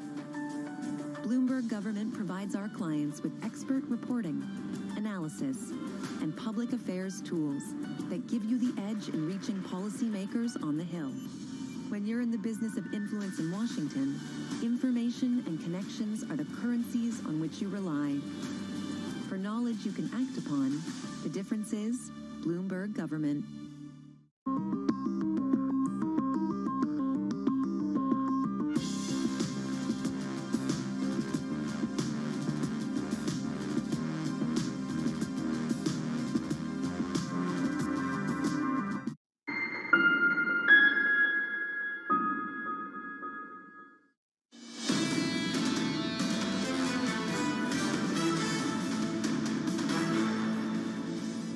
Economics, finance, politics. This is Bloomberg Surveillance Early Edition. I'm Francine Lacroix here in London. Now, the EU is aiming to raise more than 140 billion euros by capping revenues for low-cost power producers. It's part of a series of radical steps that the bloc's chief, Ursula von der Leyen, set out in her State of the Union speech to stem the energy crisis and cushion the blow from consumers. Let's bring in our Europe correspondent, Maria Tadeo, who's been following that speech in Strasbourg for us. And Maria, the stakes very high for von der Leyen. Yeah, and Francine, you know, this was a very highly anticipated speech from the head of the Commission. Remember, she had promised this intervention, just the pledge to intervene. The market has brought down prices from their peak at the end of August. And today she says we're going to combine an effort that could go jointly about 140 billion euros. That could be the combined effort of the measures announced here to try to stabilize prices for consumers, but also hurt Russia in the energy sector. That is the one area where Vladimir Putin continues to profit from. And it's not just that. It's not about demand destruction, which will be key. It's not just about the windfall tax, which they call a solidarity contribution to the winter. It's also the political message that she sent today. Francine, the language here was very strong. She said this is a war on Europe at this point. It's a war on the energy market. It's a war on our values. It's democracy versus autocracy. And I think what she's trying to do here in a way is that if you thought the price swings would change, the European Commission would make them go softer. Today she's saying nothing changes. Yeah. We're going to continue to back and support Ukraine all the way. Yeah, the problem is that individual countries may feel very differently. So are we going to have very fractious, very, very fractious divorce talks amongst member states? Yeah, and Francine, is an excellent question, because what she's doing today, this is ahead of the Commission, this is an executive roadmap, but you know very well nothing moves in Europe if European leaders do not agree on it. And I think the choreography now will be, we have a plan today she's put forward. Energy ministers will meet on September 30th. They will work on that. And then after that is a political debate for European leaders. They will meet at the start of October. But again, as you know, this is always a very rocky talks and negotiations between the different countries. We could still be in for weeks of debate. Maria, thanks so much. Maria Tadeo, there, our Europe correspondent. We'll have plenty more, of course, on the markets and on Europe. This is Bloomberg.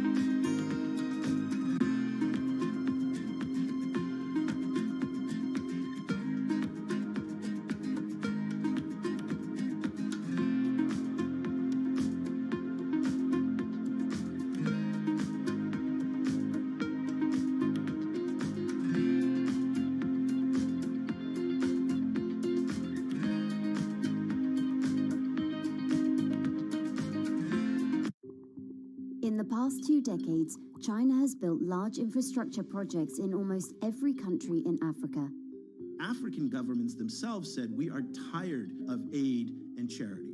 We want to do trade. We want to be treated like partners. The Chinese came along and said, great, we don't do aid and charity. We want to do business with you. Global Gateway will mobilize 300 billion euros till 2027. Now the US and Europe are answering back with their own infrastructure initiatives to counter China, but African experts are skeptical. China has been that guy around the corner with, a bouquet of flowers to Africa, the US, Europe and the UK have time and time again said, be careful of the flowers you see out of the window, they have thorns on them.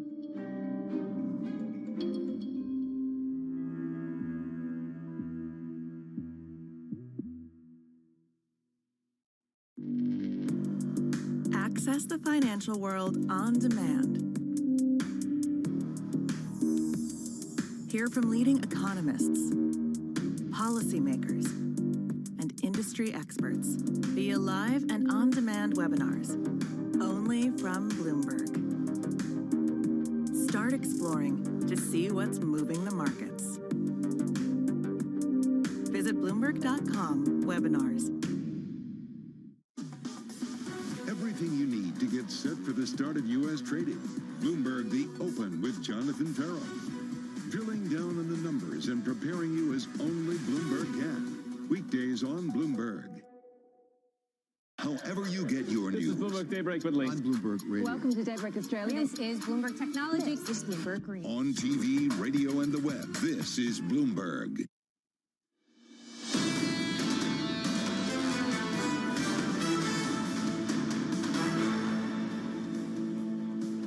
The great repricing. Global stocks and bonds slump following Wall Street's biggest rout in over 2 years as U.S. inflation comes in hot. A full point-and-play traders price in a 75 basis point hike by the Fed next week. Larry Summers joins the chorus for 100. Plus, stemming the crisis, the EU's Ursula von der Leyen says aims to raise 140 billion euros by capping revenues from power producers. We'll bring you more details from her State of the Union speech in Strasbourg.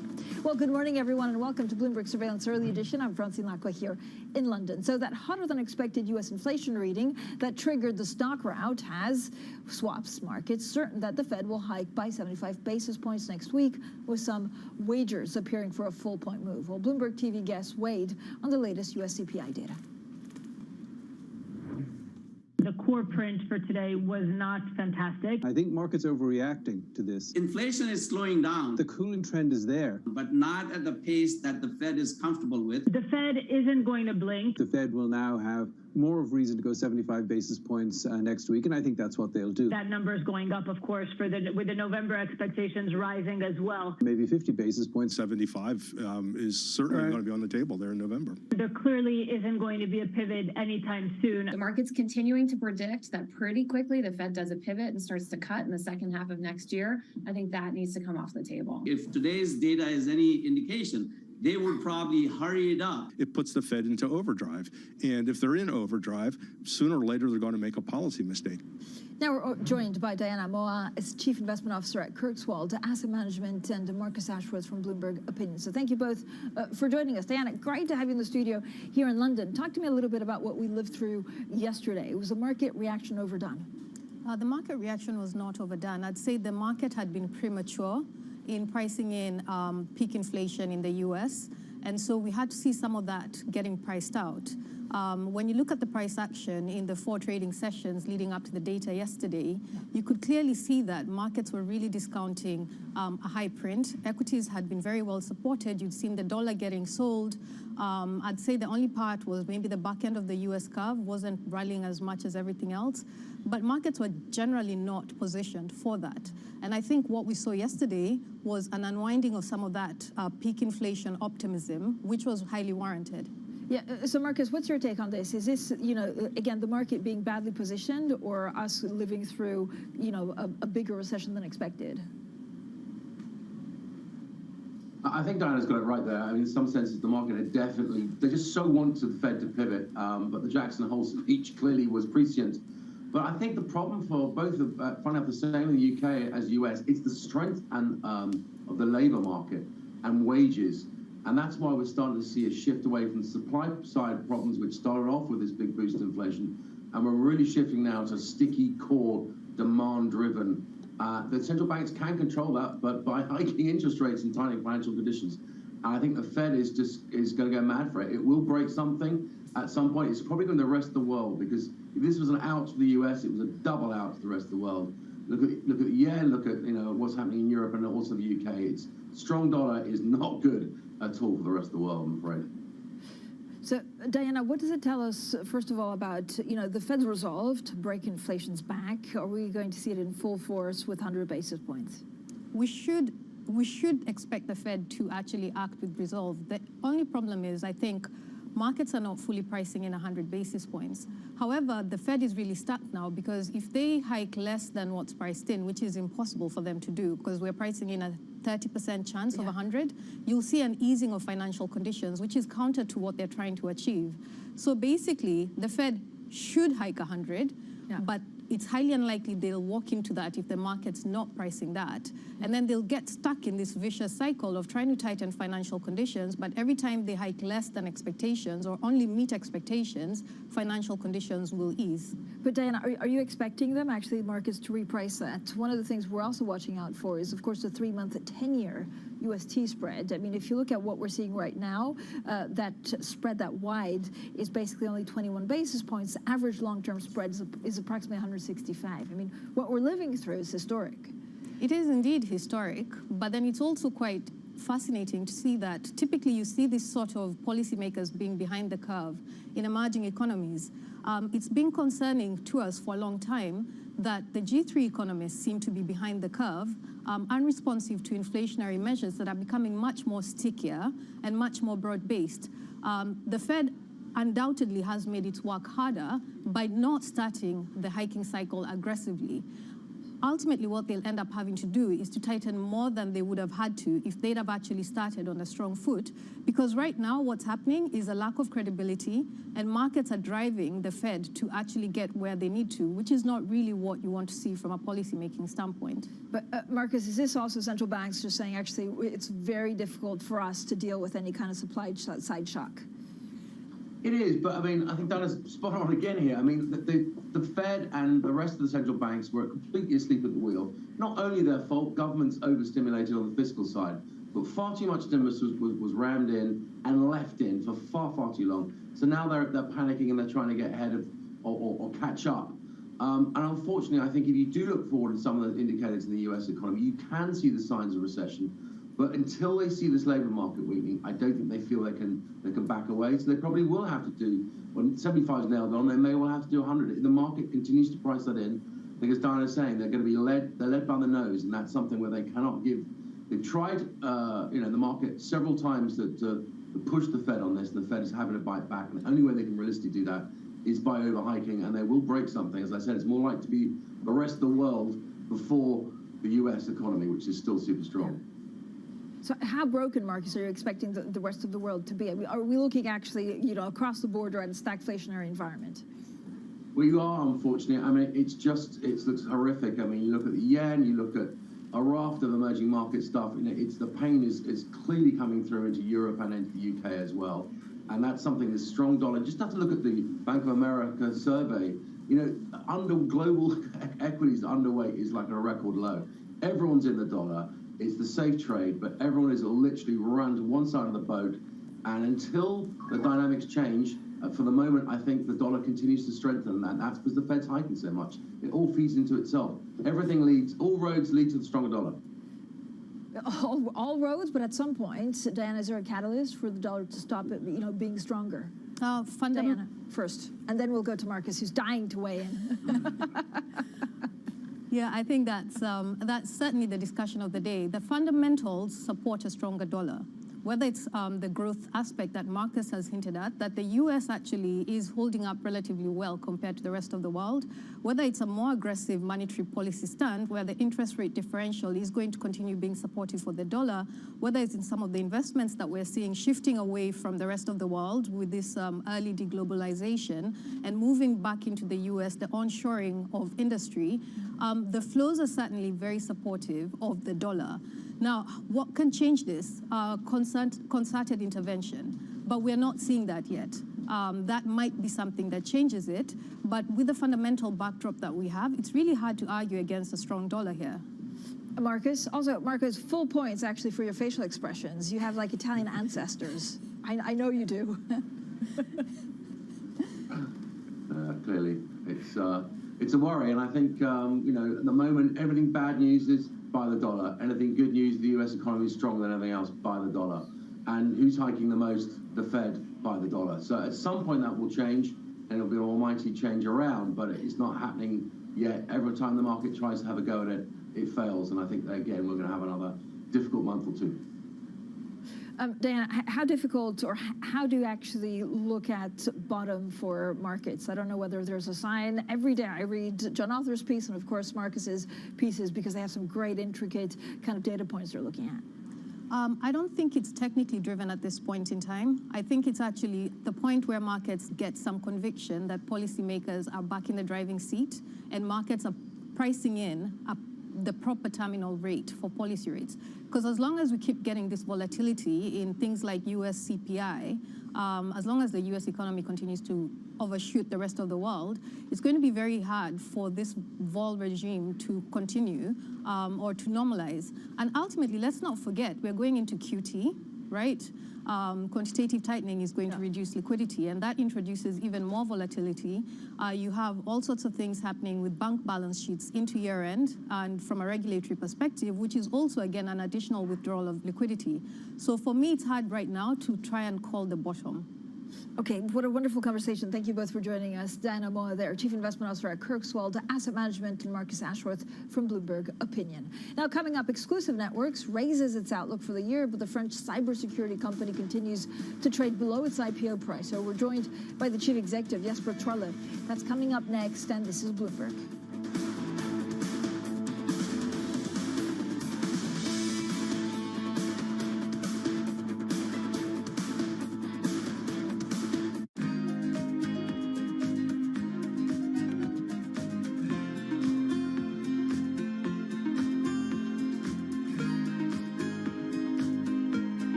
Crucially important, and I think we've moved from this attitude from it's an indulgence, a waste of time, almost an illness that needs a cure.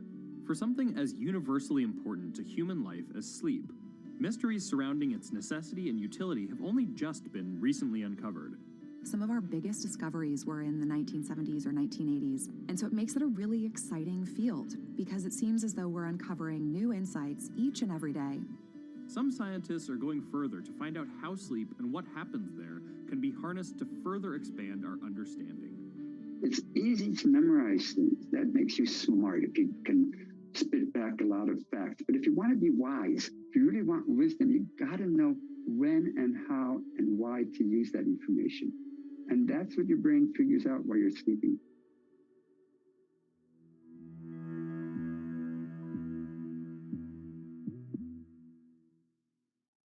Markets are preparing to close, but the day is not over yet. Stock that is now up about 45%. A lot of volatility right now. You need the power of the Bloomberg terminal to get you market-moving data before anyone else. These numbers are much higher than expected. Upgraded today to overweight. You need top analysts to bring you exclusive global insight into cross-asset markets. The muni bond market. China is a really big focus. Bitcoin ain't playing along today. It's going to be short-term. Bloomberg Markets, The Close. Weekdays on Bloomberg.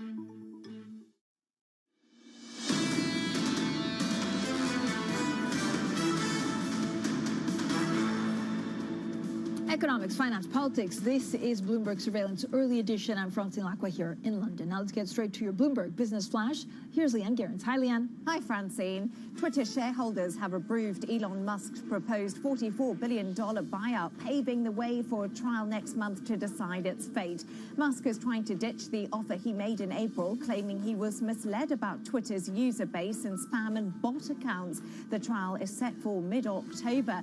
Now, Wall Street giants are forecasting deep declines in investment banking fees for the current quarter, with investors spooked by the economic outlook. Citigroup CFO says fees at his bank are likely to plummet 50%, in line with the broader slowdown hitting the sector. That mirrors earlier comments from JP Morgan that clients are staying on the sidelines. Sources say Volkswagen has lined up commitments from anchor investors, including the Norwegian Sovereign Wealth Fund, the world's biggest for its Porsche listing. Volkswagen is said to be manning a valuation of around 70 to 85 billion euros. It is looking to finalise a price range over the weekend. And Starbucks has boosted its outlook for sales and profit on rapid expansion and an expected recovery in China. The coffee giant now sees earnings per shares rising 50 to 20% in each of the next 3 fiscal years and plans to return $20 billion to shareholders during that period. And that's your Bloomberg Business Flash. Francine. Well, French cybersecurity firm Exclusive Networks has raised its outlook and reported half-year sales up 33.8% year over year. Now, since listing on the Euronext last year, the company has been trading below its IPO price. The chief executive, Jesper Troll, remains confident that strong trends in the cybersecurity market will hold up amid the challenging macro environment. Well, we're now joined by the chief executive of Exclusive Networks, Jesper Troll.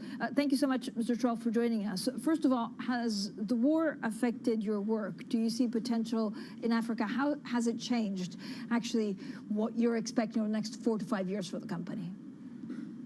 Well, first of all, thank you for having me on your show today. So, you know, we had a very strong performance first half year.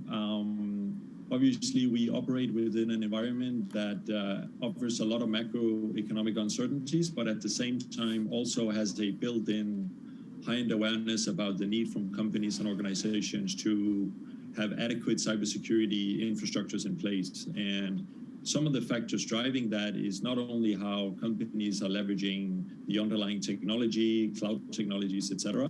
It's also driven by, you know, geopolitical tension, like the war in Ukraine.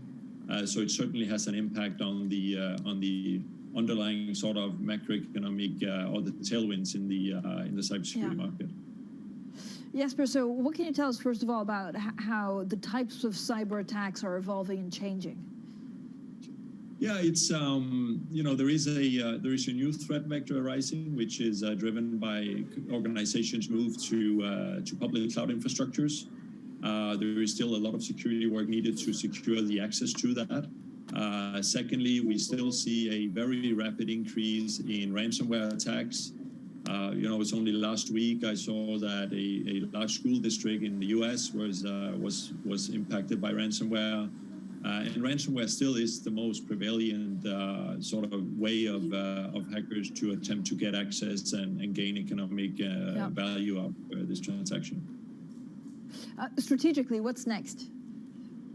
So for us, it's I know it sounds boring, but it's kind of more of the same. You know, we keep executing very well in the markets we are. We work with some of the biggest and best cybersecurity companies in the world. We want to continue to evolve our relationship with them, continue to grow and build out the global platform that we have. We recently, you asked about Africa, we recently moved into Africa through an acquisition at the end of last year. And we see very strong prospects in this market as more and more of the African continent and companies are coming online. So for us, it's really about keeping our head down and execute on our strategy. Jesper, I know 1 year on, you're still trading below your IPO price. Any regrets? Any regrets? No, I think this has, you know, for once, having the opportunity to speak with people like yourself wouldn't have been done before the IPO. I think it helps us to sort of branch out and increase the awareness of Exclusive Networks, the value we're creating, and how we fit in this overarching environment, helping to drive a more safer future for everyone. Of course, stock price, you know, stock price is stock price, right? The market does what the market does. We try and focus on what we control, and what we control is making sure we execute well and deliver on the commitments that we are giving to the market. And that's what we have presented today, and in fact raised our outlook for the remainder of the year, because we feel confident about the business model, the strategy, and our execution capabilities. So no real regrets at this point. I mean, we talk day in, day out about inflation, of course, what that does to consumer spending, to business spending. Is cybersecurity and cyber threats, are they inflation-proof? I wouldn't say it's inflation-proof, but I think it's probably more recession resilient than other parts of the technology infrastructure spending. You know, the perpetrators are not slowing down. In fact, there are multiple studies among CIOs, very recent ones, that shows that cybersecurity still remains a a very key priority. In fact, more than 5 of their priorities in the top 10 are related to cybersecurity. So, I won't sit here and say that there is no impact of the macro environment around us, but proportionally, I think cybersecurity will continue to do better, which is really driven by the raised awareness around the need to have safeguard assets, right? So. Looking at your clients now, is there an industry that you're expecting to continue spending and others to actually cut back? No, not industrial-wise. I mean, we see other trends, which is we see customers, clients focusing more on doing more with some of the larger cybersecurity vendors out there. We operate within a market where there is a general lack of talent and people. I know this is not just for cybersecurity, but this has been an ongoing theme in cybersecurity for the past 3-4 years.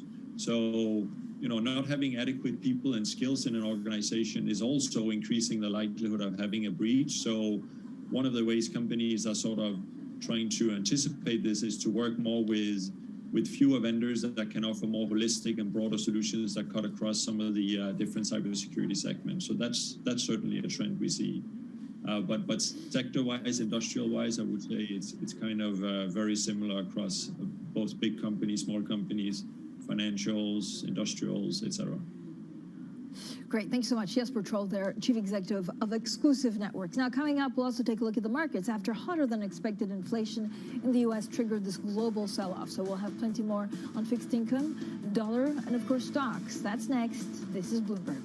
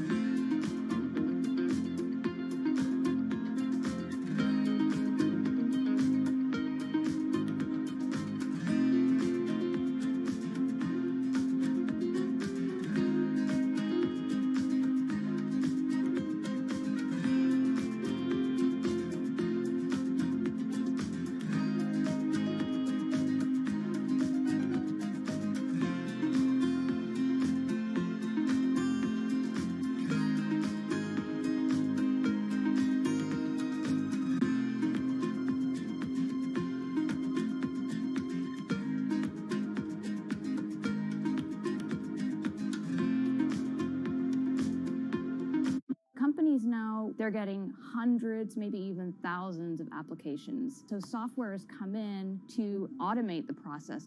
You want to write your resume for robots, not for humans. The only job your resume has is to be comprehensible to the software that is reading it, because that software or robot is going to decide whether or not a human ever gets their eyes on it. These things are programmed by a certain segment of the population that might not be totally inclusive or not be fully aware. Concerns about how this technology could exacerbate discrimination. For the FTC, I think foremost, the FTC needs to be making sure that we're fully understanding this technology. We don't trust companies to self-regulate when it comes to pollution. We don't trust them to self-regulate when it comes to workplace comp. Why on earth would we trust them to self-regulate AI?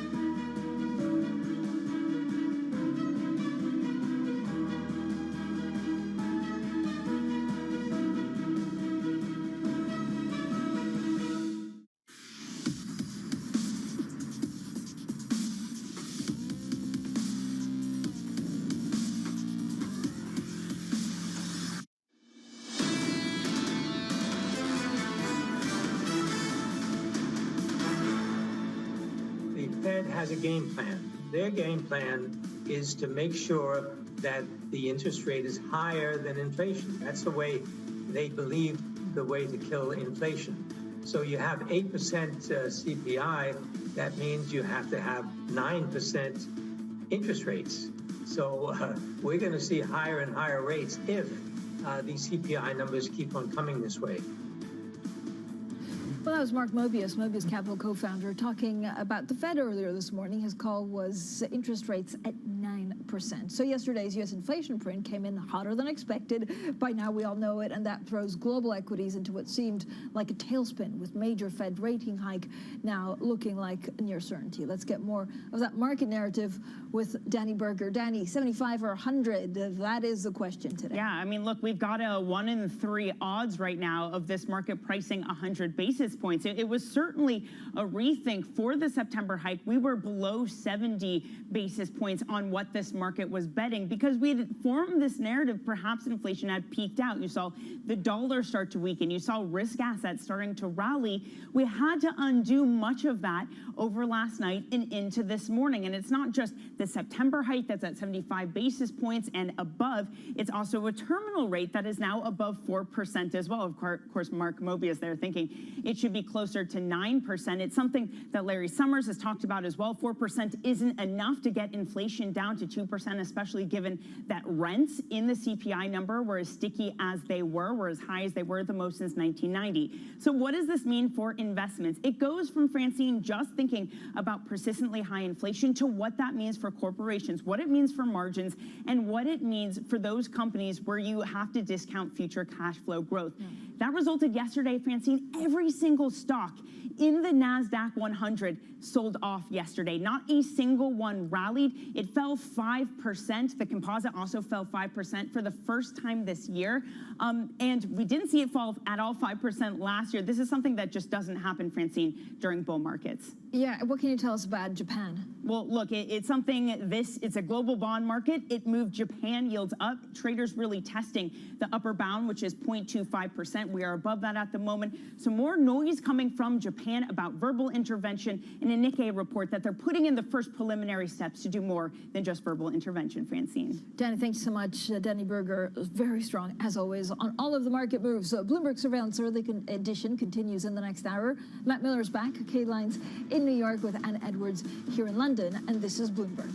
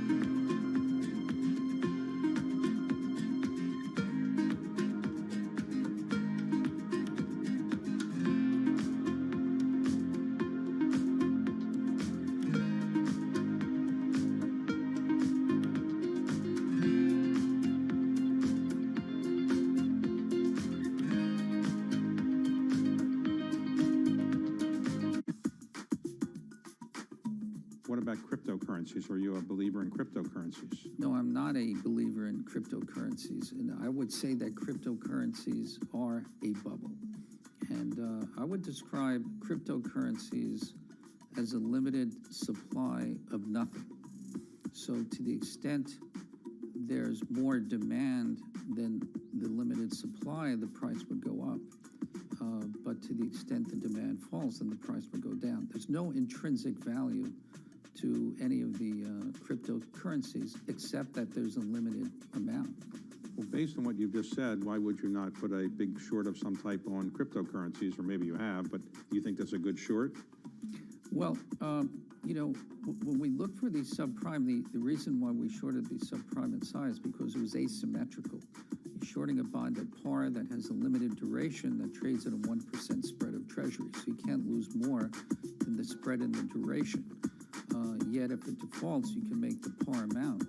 In crypto, there's unlimited downside.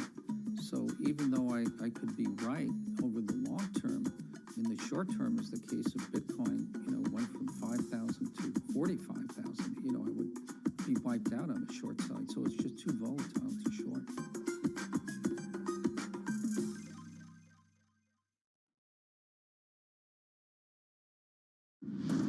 No one covers the world like Bloomberg. We have to get interest rates higher and bring inflation back to our target. 33 million people have been affected by this flooding in the monsoon. Disruption is the whole point of a strike. With unmatched reach and resources from more than 120 countries, the moment news breaks, 24 hours a day. Bloomberg, your global business authority.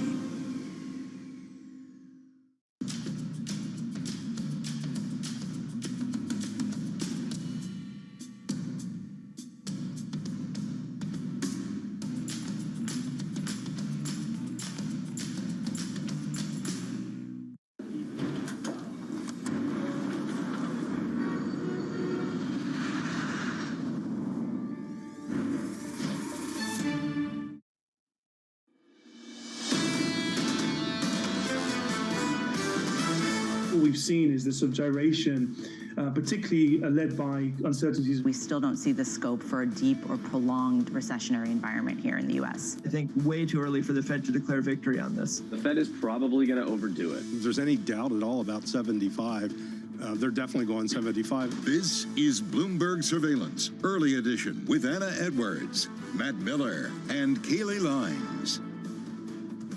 It's 10 a.m. in London, 5 a.m. in New York, and 5 p.m. in Hong Kong. Our top stories today. Wall Street debates the Fed's next move. Some traders argue in favor of a 100 basis point rate hike after an unexpectedly hot inflation report. Meanwhile, inflation in the UK eases from a 40-year high. More headaches for President Biden. The latest inflation data rocked markets and put a dampener on his celebration of the climate and tax law. Now the president is trying to avert a nationwide rail strike set for Thursday. And hard times for the big investment banks. They're forecasting big declines in fees for the current quarter as clients stay on the sidelines. Welcome to Bloomberg Surveillance Early Edition. I'm Anna Edwards in London. Matt Miller and Kaylee Lines in New York, of course. And Kaylee, we seem to have stalled. Maybe it's the shock of what we saw on Wall Street yesterday, but the European story, at least with regards to risk assets, is we kind of stalled today, but the Asian market certainly moved.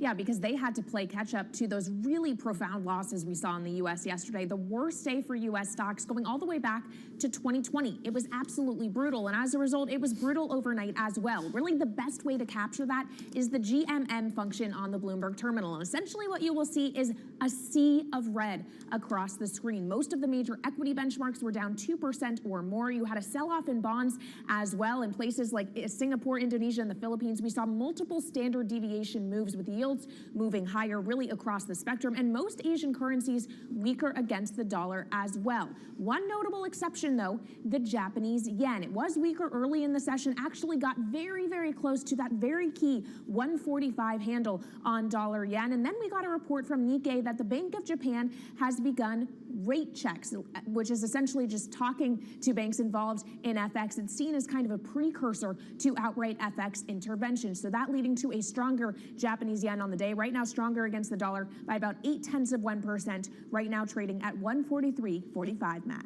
All right, we're watching that very closely indeed. I'm also looking at still reeling from, in a sense, the drop that we saw yesterday. Huge drop on the S&P.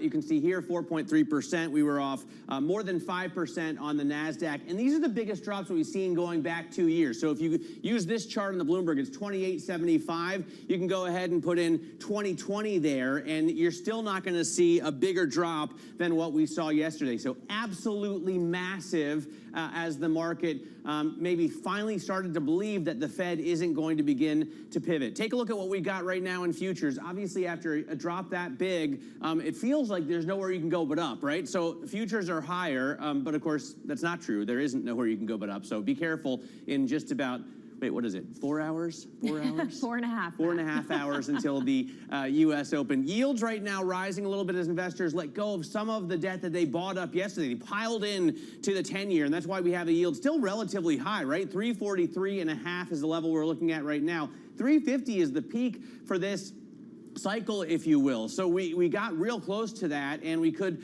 continue to go higher. The Bloomberg U.S. dollar index at 1306 back up to all-time highs after the dip that we saw over the last couple days. We were asking, is this a dip and a further bull market run or an actual turnaround? Well, it was just a dip, it looks like, for now. And then Bitcoin still trading around $20,357. Interesting, in light of all of the huge drops we had in risk assets yesterday, we still are at these levels. So I think crypto is still something that we need to watch. Anna, in Europe, you're saying you see a stall?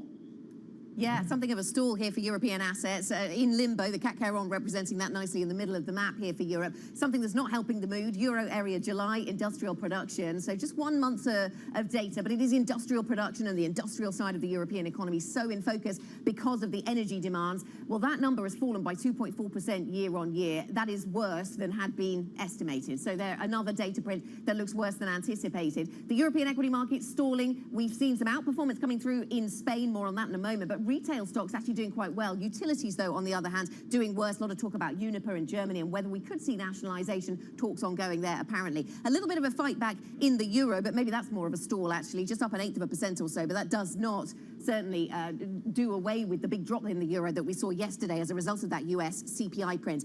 The Brent price I put in, 93.11. We've kind of stalled on Brent as well, but we heard from the IEA just moments ago, or within the last hour at least, talking about weak demand in China, and that is something that has caused them to downgrade their growth expectations for that, or their demand expectations for oil of interest there. Now, Inditex, this is what I meant about Spanish outperformance. This is the owner of the Zara clothing chain, and this stock is moving up by 5% today on the back of those numbers that beat estimates. They're able to pass on costs, pass on those costs in the form of higher prices, and that has gone down well with customers. Not so for Kion Group. This is an industrial supplies business in Germany. Think warehouses, think forklift trucks. This stock down by 23%, and some of the analysts talking about the way their contracts are worded means they can't. They're not able to pass on some of those higher costs in all cases, and that has been weighing on the business, Kaylee.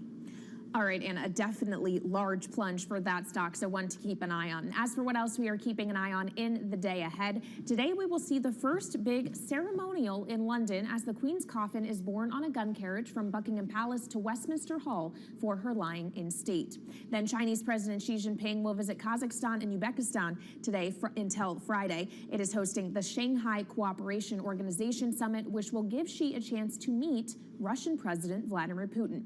And finally, on the economic data front, more inflation figures. We'll get U.S. PPI at 8:30 a.m. New York time. So these markets, Matt, better buckle up once again. Yeah, absolutely. We are watching all of these events very closely, especially after the big moves that we saw yesterday. That all coming as Wall Street debates the Fed's next move. Hotter than expected U.S. inflation data is what caused the huge drops in equities yesterday. Mark Mobius, Mobius Capital co-founder, shared his view with Bloomberg's Danny Berger and Manus Cranny earlier this morning.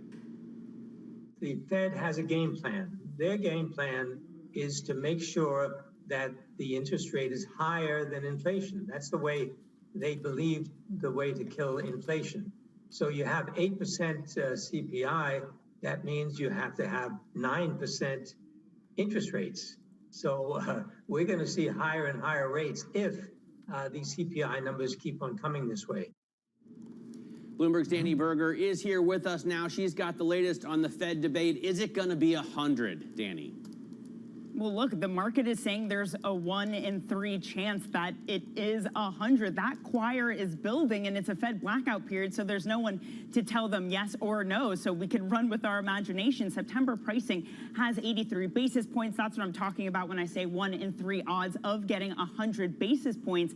It's not just the September meeting, though. It's that terminal rate. That has been pushed out to over 4%. This is a market undergoing a rethink. You'll remember just before yesterday, we were having the debate, has inflation peaked out? Is it a weaker dollar from here on out? Can stocks finally rally. All of that getting challenged by the hot inflation number. So for those in the 100 camp, we had Larry Summers. He's been tweeting quite a lot about this idea that he thinks they should go 100 rather than 50 if they have to choose, saying that with core inflation running above 7% this month and likely, given rent behavior, to remain elevated, I fear it is unlikely that a peak Fed funds rate around 4 will be enough to restore 2% inflation. Of course, he's citing rents here that grew the most, prices there the most since 1990, a very sticky factor considering it has a lot to do with wages, and we negotiate rents about once a year. So that's the U.S. picture. You do have some like Gunlock saying they should go 25. He's long bonds, so a bit of book talking there. But it also applies to debates throughout the globe. We got UK numbers this morning. Yes, headline inflation came down slightly, but for our radio listening audiences, I have a chart here showing core inflation did tick up slightly. So it's also an issue in the UK of homegrown inflation. It's going to be a debate for the BOE when they meet next week, considering the fiscal picture right now, Anna, is also precarious. Yeah, on both sides of the Atlantic, then, the conversation about how much the energy pressure has spread into other parts of the economy and sort of run away with itself. Danny, thank you very much. Bloomberg's Danny Berger. Now, of course, there's a political dimension to this inflation story. President Biden held a celebration yesterday for his signature climate and tax law, but he didn't mention that hot inflation data that had been roiling markets. He spoke with reporters in Delaware yesterday evening. The stock market doesn't necessarily reflect the state of the economy, as you well know. And the economy's still strong, unemployment's low, jobs are up, manufacturing's good. So I think we're going to be fine. Are you worried about the inflation number, though, sir? No, I'm not. Anne-Marie Jourdain joins us now, Bloomberg Washington correspondent, with more detail. So President Biden's economic message, he thinks we'll be okay. Yeah, that is the message, and he said that in his statement yesterday, and also talking to reporters there in Delaware, which he made that trip to vote in the primaries last night, the final group of primaries heading into the midterm elections. But we should note, during this inflation reduction law celebration, you had really hundreds of people. It was more like a concert, someone quipped to me, because you also had some performances. The president did not mention inflation once.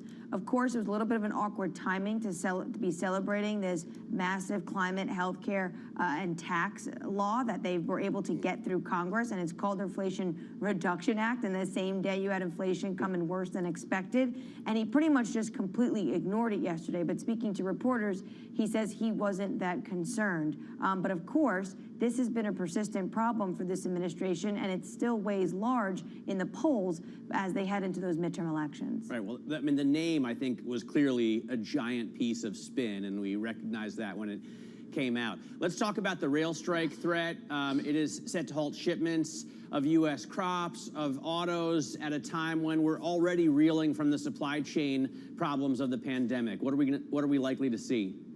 Well, two things we should note, and one is that already we are seeing some of these shipments already being halted. Things like ammonia, yes, it's used for fertilizer, but also it could be used in explosives, and you cannot have this sitting idly by if there is no agreement at the negotiating table. So already you see this crippling into the supply chains, and it could just get much worse if there's no agreement by Friday. The latest what we know out of Washington is that the White House is drawing up contingency plans so that if goods cannot be moved by rail, that there are going to be other avenues to get materials around the country, because they know for sure that this will impact supply chains, and of course that will have an impact on inflation. And this is really not a good look, especially for a pro-union president just under 2 months away from the midterm election. And the second big piece of information we really need to be conscious of is that this morning maybe there will be some news, because Labor Secretary Marty Walsh will be meeting with rail carriers and the union leaders. So really more to come, but potentially an 11th hour deal, and if not, there's going to be contingency planning per the White House. Anne-Marie, thanks very much. Bloomberg's Anne-Marie Jourdain reporting there from Washington. Now, the EU is aiming to raise more than 140 billion euros by capping revenues for low-cost power producers. It's part of a series of radical steps the bloc's chief, Ursula von der Leyen, set out in her State of the Union speech to stem the energy crisis and cushion the blow for consumers. Our Europe correspondent, Maria Tadeo, who's been following that speech, joins us now in Strasbourg. Maria, what did she say? Well, Anna, you named it. It's 140 billion euros that the Commission thinks can bring together if it's able to get what they say is, quote, a solidarity contribution from companies that generate energy but are not based on gas, but also the fossil fuel industry. They also talk about demand destruction. A lot of this will go from mandatory now, voluntary to now mandatory. I think the goal here is to really stop the rocketing prices, especially in the peak hours. But going beyond that, I think to me what was really striking was the language and the tone from the head of the European Commission. This was clearly a very hawkish European Commission on Russia, saying Vladimir Putin is waging war in Ukraine, but he's also waging war on European energy markets, on our stability, on our economy, and this is now a fight between autocracy and democracy. And I think overall, if you thought the price pressure, especially in the energy market, was going to see the European Union backtrack from its hawkish line, I think today what we've seen is once again a language that shows that for the time being, the Europeans are in it for as long as it takes. That's a takeaway from the head of the Commission. All right, Bloomberg's Maria Tadeo reporting from Strasbourg. Thank you so much. Turning to Wall Street now, Wall Street giants are forecasting deep declines in investment banking fees for the current quarter. This comes as investors are still spooked by inflation, Fed hikes, and the potential for a recession. Sonali Vasek, our global finance correspondent, joins us now for more. Sonali, if you could just help us put this investment banking slump into context, is it going to get better, A, and will trading help offset the slump, B? Yeah, it's a great question because there are only about 16 days left in the quarter, and this has not been a great quarter, Kaylee, because not only year to date have you seen deal volumes in mergers and acquisitions drop off by about $1 trillion this year, you also now see a lot of deals starting to be canceled given the volatility of the markets and the change in sentiment here, the willingness to provide debt financing for deals, as well as investor sentiment for companies that are pursuing deals. And if you think about that compared with underwriting, given that underwriting has stalled so much, particularly in equity markets, that has a read through to trading. So equity trading is also going to be under pressure. Debt trading is also somewhat under pressure, although really the ballast here. Over at JP Morgan, you're seeing that there may be a rise a little bit in the trading business overall. They said maybe about 5%. Citigroup is saying that certain parts of the trading business, even in the fixed income unit, are not going to offset what you're going to see as a slight decline. Over at Bank of America, typically they decline about 9–10%. Brian Moynihan said at a conference yesterday, but this quarter could be a little better than that. So really this is an exercise in expectation setting on how bad the rest of the year can get after what was a tough third quarter. Speaking of expectations, I mean, at least we can take solace in the Citrix bond deal, right? And we're expecting a ton of issuance still for this month. It's a great question because Citrix is being highly watched because there are other deals ahead. Nielsen, for example. And Citrix, remember, there are multiple parts of this offering here. But yeah, $3 billion worth of demand here is a sign of life in the market. So that is a good indicator here. I will say the banks are still likely to take a lot of losses, not only on this deal, but future deals. Today, actually, I'm speaking to the co-head of private equity at Apollo over at a super return conference in New York. He has been talking about that kind of clog in financing and what that means for the deal market. And there are still a lot of questions, Matt, about how soon that clog can start to be lifted and how much the private credit markets can really take off the hands of the banks here. All right, Bloomberg, Sonali Vasek, as always, thank you so much. Now let's take a look at some stocks moving in pre-market trading here in the U.S. And I want to begin with Twitter because shareholders yesterday overwhelmingly approved Elon Musk's proposed $44 billion deal to buy the company. The issue is Elon Musk no longer wants to see that deal through and does not wish to buy the company. So even though that has been approved, we still all await that court case in Delaware next month. And Twitter shares are still trading far below that $54.20 offer price, down about 0.8% this morning to 41.39, so a big gap there. It's a more positive story, though, for Starbucks, the company lifting its profit and sales outlook for the next 3 years after the bell yesterday. A lot of that has to do with the expected recovery in the China market in particular. Starbucks is up about 2.6%. And finally, just wanted to check on big tech since those are the stocks that really led the losses, the brutal losses here in the U.S. yesterday. Apple, for example, was down nearly 6% in the Tuesday session, but on this Wednesday morning, recovering just a touch, up about 0.7% before the bell, Anna. Kaylee, coming up on this program, more on the market sell-off with Matt Maley. We'll get his perspective. Chief Market Strategist at Miller Tabak. And Guy Steer joins us to think about where we are on the fixed income story. Head of fixed income research at Societe Generale. Plus, Chinese manufacturers are getting help from Mexico to skirt US tariffs. Read more about that story in today's Big Take. That is on Bloomberg.com or by typing NI Big Take into your Bloomberg terminal. This is Bloomberg.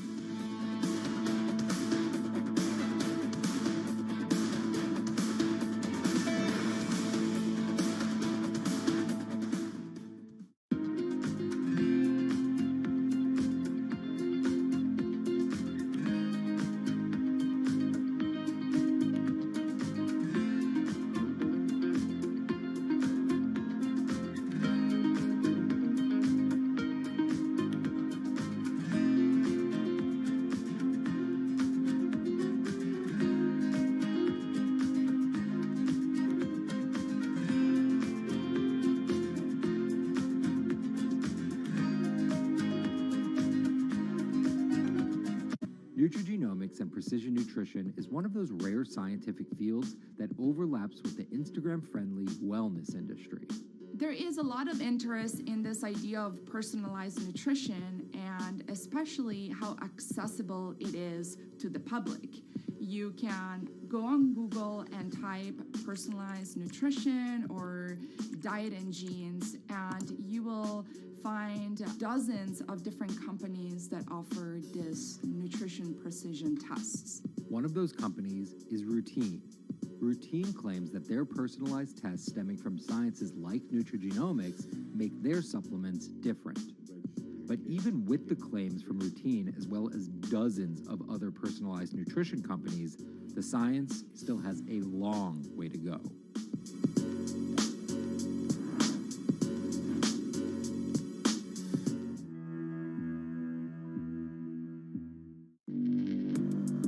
Access the financial world on demand. Hear from leading economists, policymakers, and industry experts via live and on-demand webinars, only from Bloomberg. Start exploring to see what's moving the markets. Visit Bloomberg.com/webinars.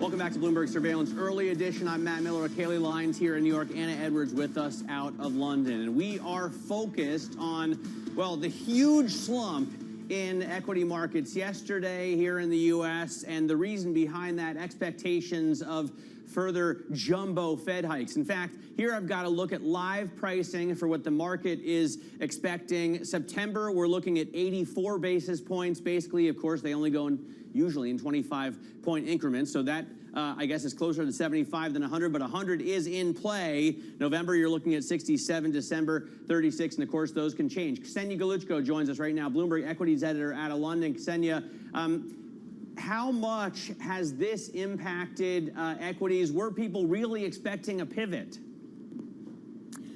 Oh, yes, they were. I mean, the rally we've seen over the past week clearly pointed to investors expecting a Fed pivot, but it is not going to happen, as we saw from this red-hot inflation data yesterday, and the market was in for a rude awakening. We saw the biggest drop in the S&P 500 and the NASDAQ since 2020. Pretty dramatic stuff. At the same time, keep in mind that, yes, the sell-off looked big, but it basically just reversed the rally that we've seen over the past week, and U.S. futures are actually ticking up higher today. So there might be a pause after the sell-off, despite all the rising risks. Yeah, so the NASDAQ was down more than 5%, but look, it's up 0.6%. So, you know, we'll take that perhaps. Capitulation, are we there yet, Ksenia? What do the quants have to tell us? Well, yes, so Bernstein has a very cool note out this morning saying that this U.S. bear market is hardly over. They're looking at the past bear markets in the S&P 500 going back to the 1930s, and they're saying that generally the bear market scope from peak to trough was 28%, while the past year's bear market that we've seen is just 20%. So they're saying that there's more pain to go for U.S. stocks, but in the longer term, they are bullish on the U.S. stock market, and they say that we're in for a rally over the next 12 months. Okay, the wisdom of quants. Thank you very much, Ksenia Gilic, joining us there with the latest on the markets. And for more market analysis, check out MLIV Go on your Bloomberg terminal. This is Bloomberg.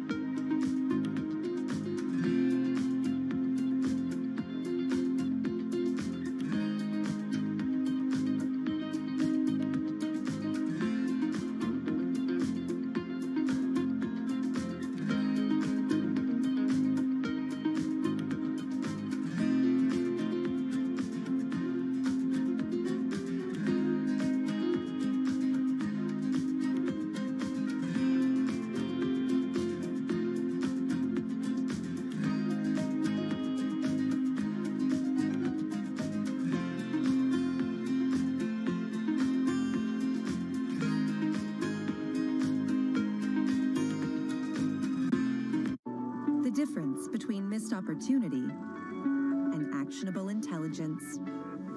For in-house attorneys who strive to provide superior counsel and strategic advice, Bloomberg Law offers an unmatched platform of analytics tools and business intelligence. All to help improve productivity, mitigate risk, and inform decision-making. For the comprehensive platform that helps you work smarter and faster, the difference is Bloomberg Law. Material samples brought back from objects in space can shed light on billions of years of our solar system's history, including details about the origin of life here on Earth. A piece of an asteroid is a piece of the earliest beginnings of a solar system. But picking up rocks from the surface of an asteroid or planetary satellite isn't as easy as it sounds. It requires voyages of millions of miles to bodies that have never been seen up close. Probes need to land on surfaces with weak gravitational pulls, where the surface terrain is completely unknown, gather samples, and then make the long trip back. And while behemoths like NASA and SpaceX grab headlines, it's a relatively young space agency. The Japan Aerospace Exploration Agency, better known as JAXA, that is taking the giant leap necessary to bring the mysteries of space back down to Earth.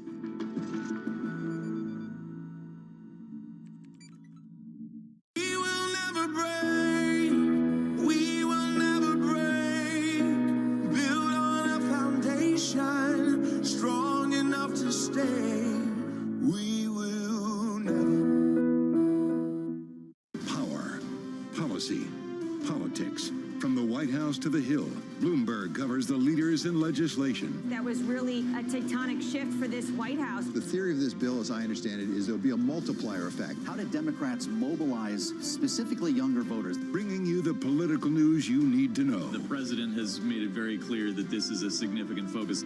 For the intersection of Wall Street and Washington, nobody covers politics like Bloomberg.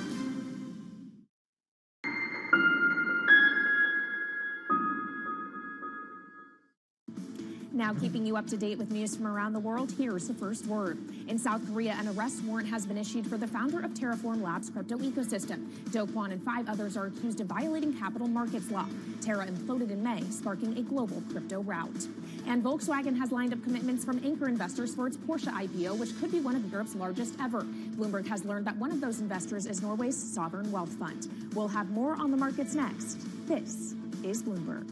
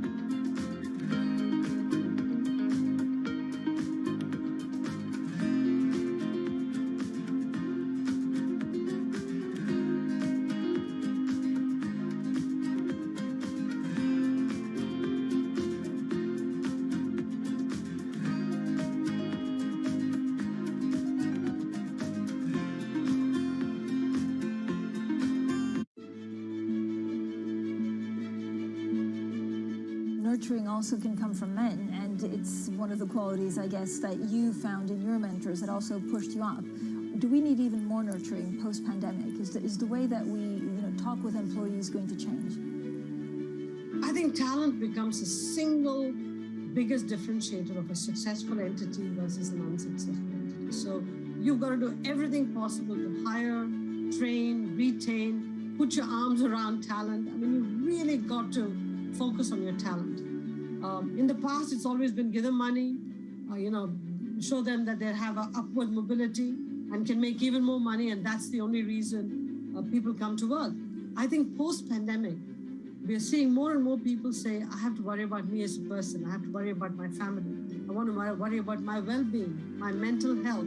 So we've got to start encompassing people as holistic humans as opposed to a tool of the trade, which means that we have to engage with them head, heart, and hands, not just head and hands. The heart has to be engaged.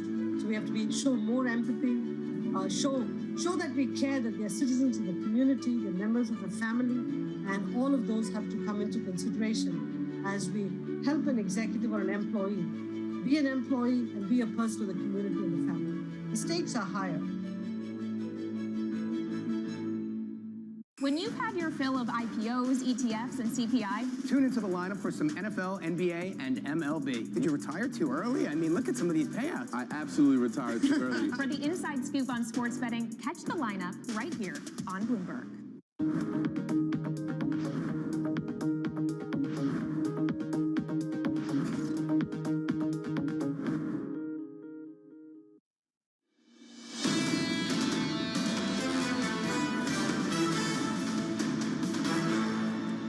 This is Bloomberg Surveillance Early Edition. Here's what you need to know. Wall Street debates the Fed's next move. Some traders argue in favor of a 100 basis point rate hike after an unexpectedly hot inflation report. Meanwhile, inflation in the UK eases from a 40-year high. More headaches for President Biden. The latest inflation data rocked markets and put a dampener on his celebration of the climate and tax law. Now the president is trying to avert a nationwide rail strike set for Thursday. And hard times for the big investment banks. They're forecasting big declines in fees for the current quarter as clients stay on the sidelines.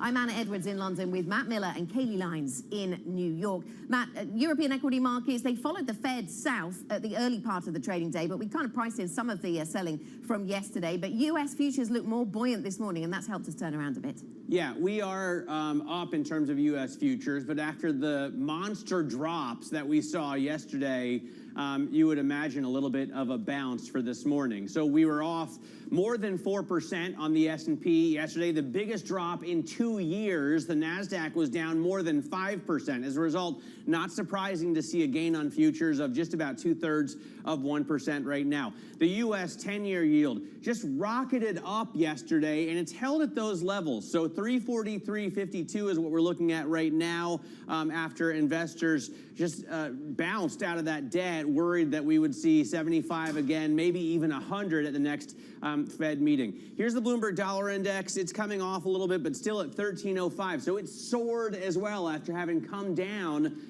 earlier in the week. And Bitcoin right now holding steady at around 20,000. So even with the move in the dollar higher yesterday, we're coming down a little bit today, but the big bounce that we saw, Bitcoin hasn't been punished too terribly, still holding in the range that we've seen it. Kaylee, other currencies, if you consider that, are seeing bigger moves. Yeah, and the yen is one today. We actually have some breaking news on that right now, Matt. Japan's Finance Minister Suzuki is saying they will take action immediately on the yen if needed, though they will not give a warning on intervention when we do it. Again, that is according to Finance Minister Suzuki. Right now, the Japanese yen trading just around that 143 handle, but of course that follows overnight the BOJ with those rates questions to players in the FX market, which is usually considered a precursor to intervention. So definitely a story we will continue to keep an eye on. Again, the Japanese yen trading at 143.41 at the moment. Let's turn now to some movers in pre-market trading, though. I really want to check on technology because it was in technology that you saw the brunt of the pain of yesterday's sell-off. We had stocks like Amazon, Alphabet, Apple, all down in the tune of 6 to 7%, but a rebound taking shape this morning with those stocks up just about 8 or 9/10%. So again, not enough to recover yesterday's losses, but still an upward move, and it's an upward move for Tesla as well. That stock up about 0.5% before the bell, Anna. Kaylee, we see European stocks under a little bit of pressure this morning. We've been down more than this earlier on in the session, so paring those losses a little as we look at US futures and that small at the margin bounce that we're talking about this morning. The euro staging a little bit of a fight back. We saw, of course, incredible dollar strength yesterday, and the euro lost a lot of ground in that context. But today, just fighting back a touch, back over the $1 mark for the euro against the US dollar, so up around 0.4% on the euro. Inditex, 4.46% higher for this particular stock. Inditex is the owner of the Zara clothing chain, and they are having some success at passing on costs, better than some of the rivals in the fast fashion space, it would appear. They are managing to take those costs and pass them on with price rises bigger than the cost increases. Uniper is a German utility business, down 6.5%. It's been a volatile session for this business. We saw headlines earlier on today that talked about, some of our reporting, in fact, talking about the possibility of nationalization of this gas supply business. But then the parent company of Uniper saying, well, hang on, conversations are still ongoing, and so the stock sold off, down by 6.5% right now then, Matt. All right, let's talk about where these price drops put our valuations. Joining us now is Matt Maley, Chief Market Strategist at Miller Tabak. And Matt, I noticed in your note you were pointing to the fact that risk assets are still very expensive. So I looked into the Bloomberg terminal under the financial analysis page for the S&P 500. I see that we're currently at 19, a little more than 19 for price earnings. We were at 30 in 2020, so much higher, but in 2018 we were down at 1664. So we're still a lot higher than we were at the end of that slump in 2018. The same is true when you look at price to book. The same is true when you look at price to sales. Everywhere you look, we're valued at a lot more richly than we were in 2018. Does that make sense here? Yeah, and that's the problem we have, that because the Fed is really fighting two things they have two goals with their tightening policy. I mean, one, of course, is this inflation issue that we're all talking about every single day, and should be. But they also have the situation where they have to, they keep talking about how they got to get things back in balance. Because remember, they flooded the system with massive amounts of liquidity, kind of steroids, because of what happened in 2020 with the pandemic and the almost complete shutdown of the global economy. And so we kind of had this situation where we thought, okay, we'll get asset prices up here, and then eventually everything will catch up.